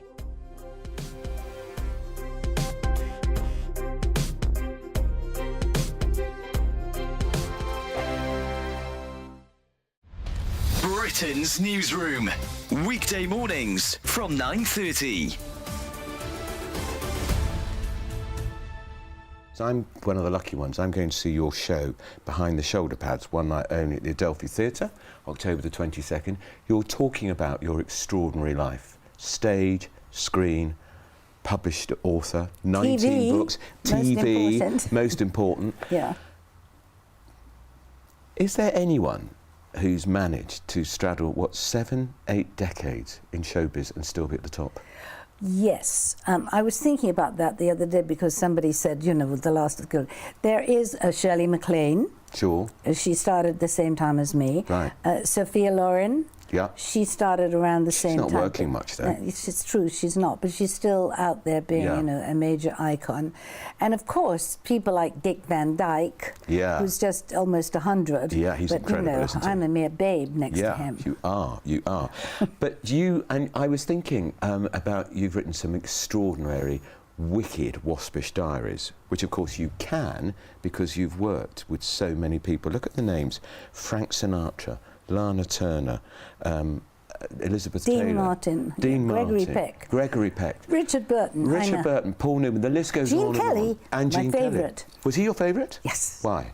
Because I saw him in a movie when I was a little girl called For Me and My Gal with Judy Garland, and I just fell in love with him. It's such a cute movie. Well, they don't make movies like that anymore. And then I was lucky enough when I first went to Hollywood at age 20 to meet him and literally hang out with him and his friends. And then I put him in a movie with me that I produced. He played my husband in a movie called Sins.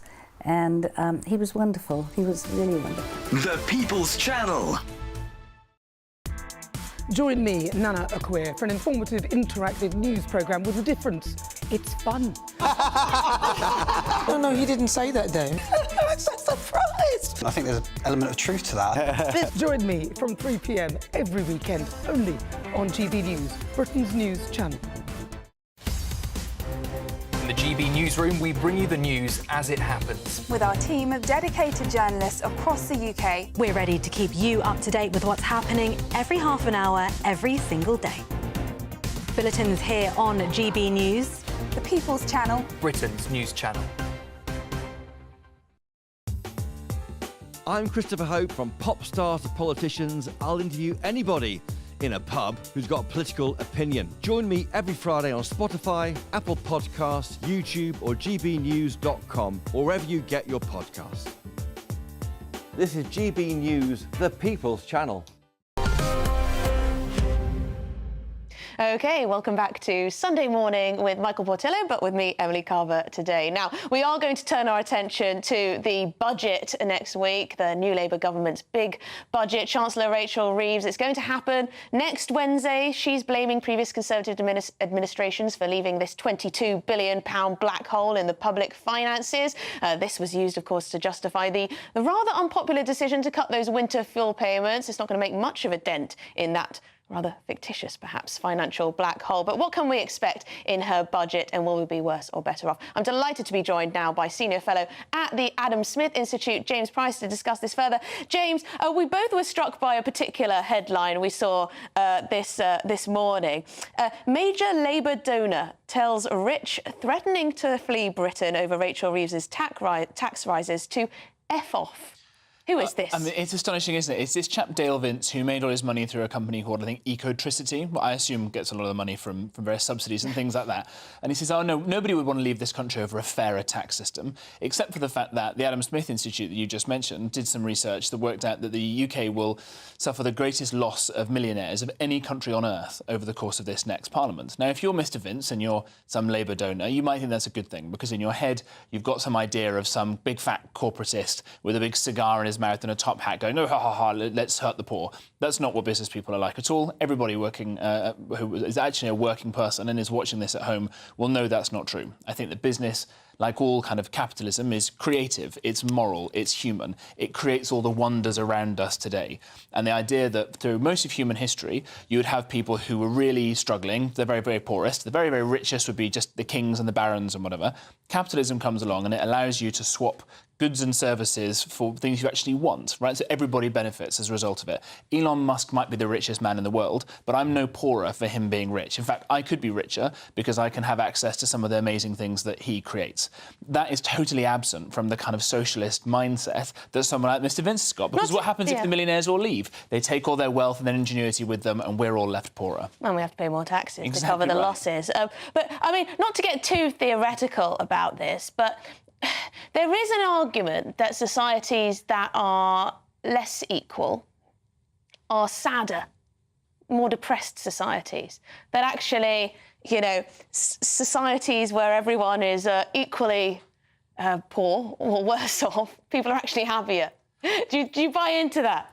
I don't. I think that in those sorts of so-called equal societies, they probably tend to be quite totalitarian, communist ones, where if you say you're not happy, you probably get sent off to a gulag somewhere. Ah, so you think they're, you know, lying? Absolutely right. For fear of being sent to the gulag. This idea that it's only in kind of horrible capitalist systems that you get things like greed. You think that the Soviet commissars weren't greedy, keeping extra rations of themselves out in their dachas outside Moscow and St. Petersburg? No, these are parts of human nature that, if you're going to quote a Russian who suffered under the Gulag, Solzhenitsyn said that the dividing line between good and evil cuts across every human heart. So if everybody has the capacity to be kind of greedy and want more for themselves, at least something like capitalism will channel it into ways that makes it productive for everybody else. I know that's very... And greed in some ways can be, of course, a good thing, because it obviously it makes you aspire for more, as long as you don't take away too much from other people. But this other story in the Telegraph today, it's been reported elsewhere as well, but 1,600 directors of companies have chosen to shut down their companies this month alone. I believe that's double the figure on October last year. Now, the commentary around this is that these company directors are very worried about the upcoming budget. They're worried that taxes are going to go up, particularly capital gains tax. I mean, I don't know if these were feasible businesses that have shut down. I don't know if they had long-term problems. But it is notable, nonetheless, that they've chosen this month to shut down. And that's before we've even got going. We talked about the theoretical just now. This is the practicality of what this looks like. If you make the United Kingdom a really unpleasant place for somebody to want to grow a business, to grow something that is otherwise able to provide goods and services for people, then you might look somewhere else. So the United States of America is a very pro-business environment. And you go there and you've got all kinds of opportunities. There are people who've got that kind of get up and go. There are fewer regulations about you. And other jurisdictions around the world that have been successful have adopted that as well. So somewhere like Singapore, it had absolutely nothing when it was made independent in the mid-1960s. It had quite a good natural harbour, and that was it. But through a kind of ruthless pro-capitalist kind of system that let people come there and work and invest, and the state didn't get too much in the way of what they were doing, it's made itself very wealthy. Look at somewhere in the 21st century like the United Arab Emirates, somewhere like Dubai. Again, you can go there, you don't get taxed very much at all. There are only really consumption taxes. Compare that to the UK, where you're going to get taxed at least half of what it is you make. And you've got people there who want to go and build a business, to make something, to grow something, to have that kind of dynamism. And the government there actually encourages it. I hate to think that some of our greatest potential entrepreneurs are, you know, taking their their intelligence, their chutzpah to Dubai instead of the UK. And what about this, though? On the other end of the scale, Rachel Reeves tipped for toxic £2 bus cap cut. Fares set to quadruple after the budget. Now, we're led to believe that Labour care about the types of people who need to get around by bus in their daily lives. Would this be a massive error? I think so. I mean, for the amount of saving that it would actually generate, it's again the kind of hundreds of millions, which, look, that sounds like a lot of money to me and to you as well. But in the grand scheme of a £1 trillion budget, it's not very much, right? And so it's not exactly going to change things. By the way, why is it that we're able to keep fares and general public services cheaper, whether that's hospitals or schools or roads? Again, it tends to be businesses and wealthy people paying lots and lots of taxes, right? We have a very redistributive system already. And when those people start to leave, when you don't have growth, that's when the services have to get more expensive for everybody else. And this is just the sad fact of how these sort of things work. And who relies on buses? Working people, Yep. presumably. The elderly, of course, who can't drive anymore or don't own their own car. Yep. And also kids, of course, although they probably have, special fares. But we talk about working people, right? The new government has got itself twisted into paroxysms of complexity. I can't bear it. Out what a working person is. I think the Education Secretary, who says that she was on about £160,000 a year, something like that, as a member of the cabinet. Is she a working person? Because Starmer said at one point £100,000 and more doesn't count as a working person. If you've got shares, then you're not a working person. Well, have you got a pension? People at home, they got pensions. What do pension funds invest in it? They invest in shares. So Are you no a one at working home is a person if you person. accept £100,000 worth of freebies?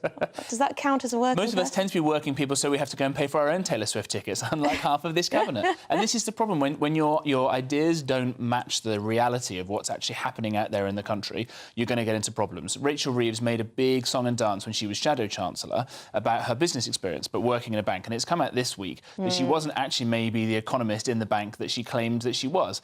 And it shows in the fact that no one else in that cabinet either seems to have any experience of working in businesses, whether large or small. Yes, it said in her CV, didn't it, that she was economist, Bank of England. I've been called worse than that, but I know people, like to exaggerate their skills and what they've done in the past, but you need to get it right when you're going for such a top job in government, surely. Right, when you spend 14 years in opposition, it doesn't really matter necessarily quite what you say. People aren't paying as much attention, and we know that my old party, the Conservative Party, they sort of lost the election, I think, rather than Labour winning it necessarily. But now this stuff is real, and ministers are slowly realising, whether it's about the riots we saw in the summer, whether it's about the economy now, that their words have consequences, and the markets will be watching. There are already some quite concerning signs about this budget, and I understand the politics of this. It's their first budget, they've got a 5-year parliament, and we'll hope that they can do the nasty stuff now, and people will forget about it by the time the next election rolls around, and they can perhaps dole out some goodies. By goodies, I mean, of course, taking people's money, messing around and giving it back to them in different ways, but that's the kind of politics that they're working on here. But if they manage to mess up the economy now, you see more wealthy people, industrious people, especially young people, leaving the country, and you see that makes taxes then get even higher, which restricts growth even more. Oh, God, James, stop. cycle. You're depressing me too much. You're depressing me, James Price. Thank you very much indeed. Always great to speak to you. I'm not too depressed, don't worry. Anyway, coming up, we're going to meet an incredible young woman whose life changed drastically when she unexpectedly suffered a stroke at a very young age. Melissa Clayton is going to be in the studio to share her story. But let's get the latest headlines with Sophia.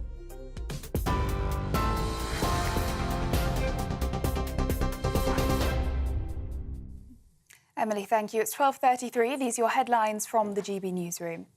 The Education Secretary, Bridget Phillipson, has failed to clarify what Labour mean by working people. Meanwhile, thousands of businesses are closing their doors due to fears about Labour's upcoming budget.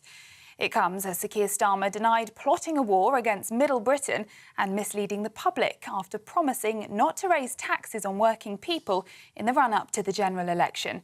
Speaking earlier on GB News, Bridget Phillipson avoided questions around whether people running small firms are working people, as she provided further confusion over the party's tax pledges.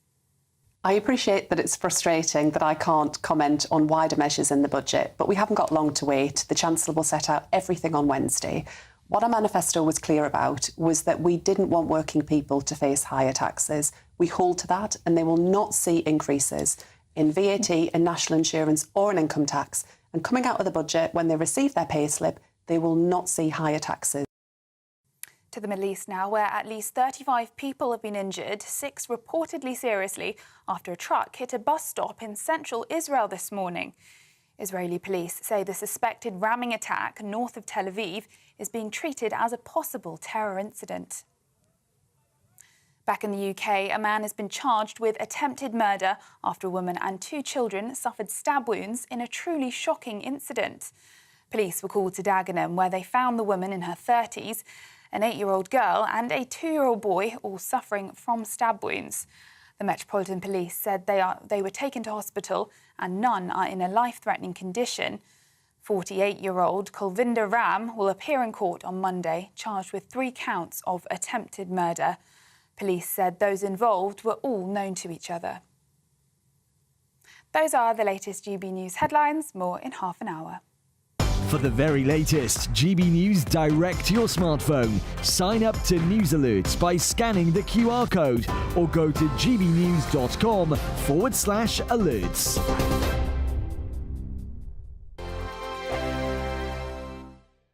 Hello, welcome to your GB News weather update from the Met Office. Wet and windy across the northwest today, but sunnier spells elsewhere before turning cloudier for all of us on Monday. Having a look at the bigger picture then, we've got a ridge of higher pressure extending across the south of the UK, but another frontal system moving in from the northwest, introducing cloud and outbreaks of rain. So a damp end to the weekend across Northern Ireland and parts of northwest Scotland, with cloud increasing further towards the east. But across much of England and Wales, actually a fine afternoon to come with plenty of autumnal sunshine. Feeling a touch cooler than what we saw on Saturday, but higher still, 14-15 degrees, cooler in the breeze and persistent rain towards the north and west. So as we go through the rest of Sunday evening, cloud and rain will continue to push in across much of Scotland. So a damp end to the weekend here. Cloud and outbreaks of rain persisting across Northern Ireland too. Could be quite heavy at times, especially over the hills as it edges into Cumbria. Further across England and Wales though, the cloud will be increasing but staying largely dry towards the south and east. So as we go through the evening and overnight, all this cloud and rain will gradually continue to sink its way south and eastwards, probably staying driest for the longest towards the far southeast, but it is going to be largely cloudy, so that will help keep the temperatures up, so not as cold as the night just gone, lows 13-14 degrees. But that leads to a dull start on Monday and throughout much of the day, really, with a lot of cloud around, outbreaks of rain and drizzle on and off, may be quite persistent at times across parts of Wales, but there may be some glimmers of sunshine just towards the south. And here we may see highs of up to 17 degrees, especially across parts of London. I'll see you soon. Bye-bye. If you want your news to be straight talking... This is the nightmare for the Conservatives again. Down to earth. It's not just Nottingham where this is happening, is it? And most importantly, honest. Hard-working, middle-class taxpayers, they'll get their book thrown at them. Then catch me, Martin Daubney, Monday to Friday, 3 till 6 p.m. on GB News, Britain's news channel. This is Britain's Newsroom, where your voice matters. It's just astonishing. With expert analysis and honest opinion, we don't just keep you informed. We bring you unique perspectives you won't see anywhere else. Can't argue with any of that. When the news happens, it happens here. On Britain's Newsroom, weekdays from 9:30 a.m. Only on GB News. Every Saturday, 10 till 12, we'll bring you all of the news that you need to know. We'll also remind you that there is so much to smile about. It's my favourite time of the week. I get to relax, enjoy some light-hearted stories, and let Ellie teach me about fashion too. That's Saturday Morning Live, every Saturday, 10 till 12. Only on GB News, Britain's news channel. OK, welcome back to Sunday with Michael Portillo, but with me, Emily Carver, today. Now, a 34-year-old previously fit and healthy woman who suffered a stroke 10 months ago has created an Instagram page on social media for her rehab food journey as she seeks to raise awareness of young stroke survivors this World Stroke Day, which is taking place this Tuesday coming. Now, Melissa Clayton, who had no underlying health problems, had just finished work at the PR agency where she works in January when she suffered a seizure, an ischemic stroke, I think that's how you say it, or blood clot at the back of the brain for no other reason than, as she describes it, bad luck. Well, to share more with us of her story, I'm joined now by Melissa and her support dog, Maya, is it? Yeah. Maya, beautiful, beautiful. Melissa, thank you very much for taking the time to come and talk to us about this. I mean, I can't imagine what you went through. It must have been such a shock. Yeah, it was. I wouldn't know what a stroke was before, and I had no symptoms whatsoever. Yeah, it was weird. So how long exactly was this ago? End of January this year. End of January. And how's it been since? What impact has it had on your life? Everything, really. My walk, my swallow, my speech. Yeah. And were there any?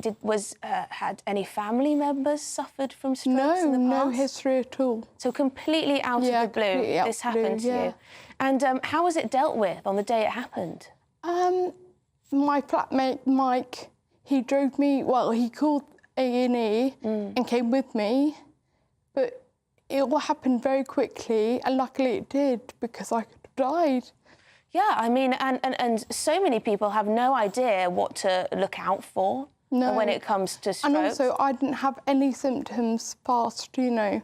I had a blood clot on my lung, which I didn't notice. Well, I did, but I kind of ignored it. I had chest pain, and I ignored it. But, you know, I had chest pain this week, and I went to A&E, and it was blood clots again. Really? Yeah. Well, the thing is, people in their early 30s just assume they're invincible, right? That you know, I'm not going to have a heart attack. I'm not going to get blood clots. I'm not going to have a stroke. Of course, that's for older people. But actually, these things can, you know, impact younger people. More and more people, younger people, are having strokes. And, yeah, I guess this stroke day this week, I'd love to raise awareness of that. Yeah, and what is it that you want to raise awareness? Of course, that, you know, people who are younger can have strokes, but is it also about, you know, how the symptoms that you might see and how to deal with this sort of thing? I also think if you know something's not right, get it looked at, because I didn't. You know, it could be anything, any symptoms. Go to the doctor. Yes, I mean, my father recently had a heart attack and didn't really know. Didn't really know. And then he's gone on to have massive surgery and is in recovery now. And that sort of thing, you know, can just suddenly change your life. Yeah. But thankfully, because of, you know, what medics can do and doctors can do and physios, etc., people can, you know, go on to live a very long life and a happy one. But what changes have you had to make in your life? And Maya Maya is here to help you emotionally and support you and things. What's that like? It's good. Yeah, I get up in the morning. It makes me go for a walk. I meet new people, meet other dog owners. It's quite good. And she's so lovely. I do find that dogs are an excellent way to meet new people. Yeah, definitely. Really good. So, on World Stroke Day, will you be taking part in anything in particular? I've got a few radio interviews. Fantastic. Regional and hopefully some more. So we'll see. But I just would like to tell people, raise awareness of strokes in young people.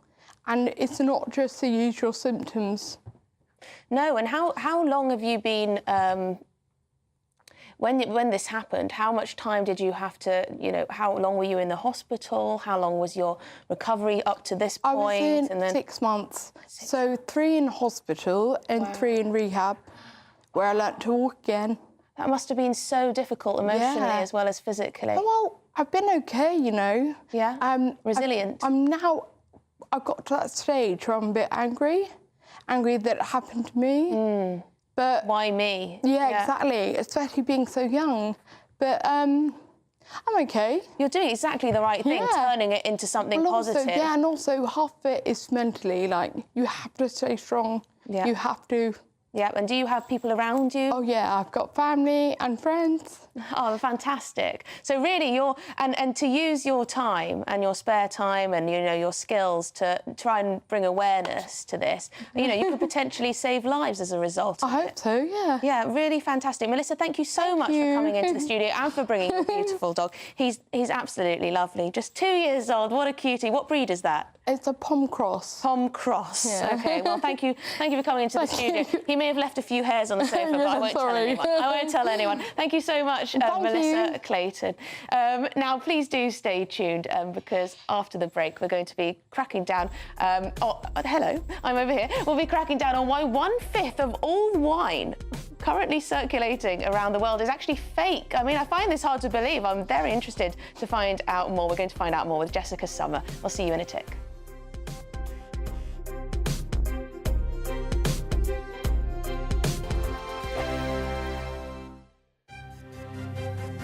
GB News Breakfast. Every day from 6 a.m. Millions are struggling to stay warm with the wet weather, the cost of living and, of course, cuts to fuel payments. Yes, winter is fast approaching, so it's crucial to find cost-effective ways to save on your energy expenses whilst staying reasonably warm. So joining us to provide advice on heating your home, or at least staying warm somehow, is one of the leading voices on lowering energy bills, Nick Miles. And you are very welcome in here this morning. I mean, a lot of people say, well, in the olden days, you just used to put on an extra jumper. But actually, it's more serious than that, isn't it? What is the best way, the most cost-effective way to keep your home warm? Some of the bigger things is we need to do more things on insulating our properties, but actually sometimes, it can be simple things like turning down a thermostat. Those that have got the luxury of being able to afford energy bills and keep their homes on the thermostat a bit too high. If you just turn it down by 1 simple degree, as long as you keep it between 18 and 22 degrees, can save up to 5 to 10% of your energy bill. So that's a kind of a very simple way of doing things. But, it can be other little tips and tricks you can do as well. Yeah, I was going to say, because I always get it when people say about this, but like 18 degrees is not warm for a house. No, and it's twofold actually. It's that kind of relative temperature, but also it's the kind of drafts and things you have in your house. So it's the comfort factor. So what we have a lot of old properties in our country. You've got some 8 million hard-to-treat properties built before World War II that have got poor insulation, but also very, very drafty. So it's the temperature and it's the kind of the draftiness of them that kind of keeps us uncomfortable. GB News, the People's Channel. Mark Dolan tonight is your weekend dose of news, debate and entertainment. This sounds like a wild conspiracy theory. Don't miss My Big Opinion. Mark meets at My Take at 10. Democracy is a funny old thing. And we don't do boring, not on my watch. I just won't have it. Let's go and get another glass of that bubbly. You've earned it. That's Mark Dolan tonight, Saturday and Sunday, 9 to 11, only on GB News, the People's Channel, Britain's news channel. Budget Day on GB News on Wednesday. Stay with us all day for the most anxiously anticipated budget in a generation. Morning through to evening, we'll be here with insight and analysis, crunching the numbers as we work out the cost to the country and, most importantly, to you. Because the Chancellor has a bill to pay. The question is... who's going to pay it? Budget Day, all day Wednesday on GB News. The People's Channel, Britain's news channel. OK, welcome back to Sunday with Michael Portillo, but with me, Emily Carver, today. Now, it is time for our Taste of Britain. According to fraud experts, 1/5 of all wine currently circulating the globe is actually fake, believe it or not. Criminals are making millions, flooding London in particular, with counterfeit fine wine. So good, the only giveaway is often spelling mistakes on labels. That's according to experts. This is quite extraordinary, actually. Well, I'm joined now by the founder of Mouse and Grape, Jessica Summer, to share how we can avoid being duped by non-vintage bottles. I mean, this is an outrage. It is an outrage, isn't it? Yeah, and it's amazing because often when collectors are buying these wines, it's going to be impossible to tell if they are real or fake a lot of the time because they're kept in cellars for years and years and years. So you might be spending a lot of money without knowing that it's fake. So who would be actually bottling the wine then? So there'd be... does it come straight from the vineyard? Someone's pretending to be a fine wine, or...? There's lots of different ways they'll do it. They might rebottle, so take similar-looking bottles and fake labels and pour something in that's not that at all. Like, it's creative. It's like a kind of a heist, really. And, yeah, but it's not a good thing for the industry. And, obviously, there's a lot of incredible winemakers and also such authenticity there that we want to really make sure that we're drinking the best quality and the best wines. So could they end up in, your local Sainsbury's, Tesco, Co-op, Waitrose, wherever? I think it would be more likely to be the auctions level, kind of the more this is very fine wine. Yeah, fine wine. Okay. So it's not going to be a standard bottle down at Tesco. I'd hope not, but it is very sophisticated now. Could happen, though, I imagine. Yeah, I think because even the winemakers and the vineyards themselves, I think if it's really sophisticated and well done, I mean, it's wine. I mean, you wouldn't be able to tell what this was. If I tell you it's this thing, then You have to believe me. I do wonder if, you know, some restaurants might be cleverly taking out the cork, putting in a cheaper vintage, I don't know, to trick people, then charging a massive markup. Hopefully not. Not something that I do with Mouse and Grape, and not something these wines well, do. Tell me about these wines. Yes. So these wines, they are from Mount Etna, which is Etna PDO. So on the PDO part is that there's lots of rules and regulations with wine to make sure that these are the specific wines they say they are. And Etna is very special because it's volcanic. So it's in Sicily, and you've got a whole range of different soils, and we call it terroir, which is basically the temperature, the climate, and also these incredible soils. So it has a real impact on how these wines taste. The other cool thing about Italy is they've got loads and loads of indigenous varieties, so just grapes that you can find in Italy. So today we've got a Bianco and then 2 Rosso wines. Okay. And you'll notice, we were saying just now, they're quite pale in colour. Reds, the reds. yeah. Yes. Yeah, so we'll go through it in order. So maybe taste the Bianco. Are you always supposed to taste the white wine first? Yes, I would. If you had a lineup like this, I'd go for white first. But then if you had a sparkling, then we'd kick things off with a sparkling wine. So the way that you smell the wine, so if you kind of bring it a bit lower down to see if you can smell anything, then stick your nose right in the glass. Smells nice. Yeah, it does smell really lovely. I was about to say it's too early, but it's absolutely not too early. It's 12:51. So with this wine, something that's really good about it is the expression of pure fruit and purity, but also the minerality. And minerality is a bit of a funny term in wine because it can mean different things. But what I mean by that is the expression of the soil, of that volcanicness. Genuinely, that smells absolutely lovely. Oh, that's great. And the great thing about Etna wines as well... Oh, that's really nice. I'd have a bottle of that. Oh, good. Fantastic. And the great thing about these as well is that you can find them in supermarkets. So if you look out for Mount Etna and then Bianco and Rosso, they're very easy accessible. I had a little look before, and you can find them at Ocado, Sainsbury's, all of those types of places too. And they're so how much would a bottle of that set you back? So this will be anything between, I'd say, around £9 to £15. Okay. Yeah. Okay. So really a good level. So then we've got a Rosso here, which we were saying before, Emily, this is a lighter style, so you could chill this as well.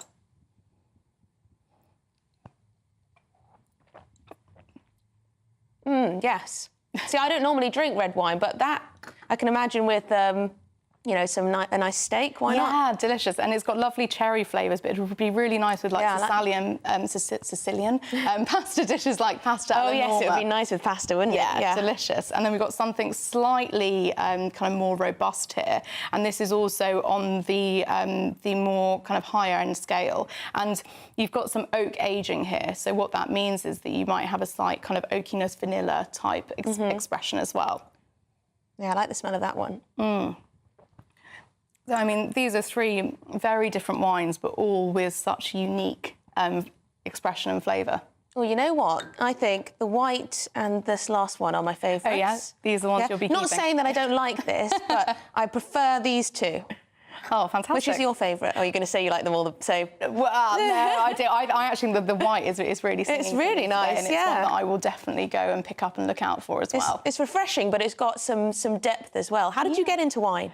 That's a great question. I was used to work in property, and during COVID, I lost my job at the start of the pandemic. I've always loved cheese and wine, so I started a Mouse and Grape Instagram account, and then I, from that, started selling hampers, started doing tasting events, and then in a couple of weeks, I'm opening my first shop. Oh, where? In northwest London, in Pinner. Fantastic. OK, well, if you're around the area, certainly stop in. So when will it be open? So we're opening officially the 6th of November. 6th of November, very soon. Well, good luck. You must have a lot to get sorted before opening day.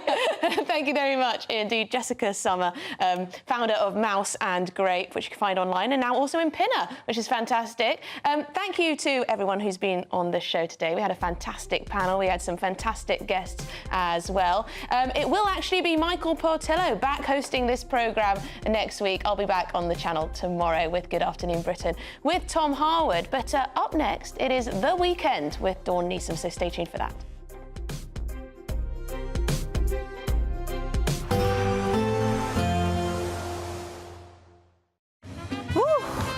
A chilly start will give way to a lovely, warm afternoon. Boxed heat pumps, sponsors of weather on GB News. Hello, welcome to your GB News weather update from the Met Office. Wet and windy across the northwest today, but sunnier spells elsewhere before turning cloudier for all of us on Monday. Having a look at the bigger picture then, we've got a ridge of higher pressure extending across the south of the UK, but another frontal system moving in from the northwest, introducing cloud and outbreaks of rain. So a damp end to the weekend across Northern Ireland and parts of northwest Scotland, with cloud increasing further towards the east. But across much of England and Wales, actually a fine afternoon to come with plenty of autumnal sunshine. Feeling a touch cooler than what we saw on Saturday, but higher still, 14-15 degrees, cooler in the breeze and persistent rain towards the north and west. So as we go through the rest of Sunday evening, cloud and rain will continue to push in across much of Scotland. So a damp end to the weekend here. Cloud and outbreaks of rain persisting across Northern Ireland too. Could be quite heavy at times, especially over the hills as it edges into Cumbria. Further across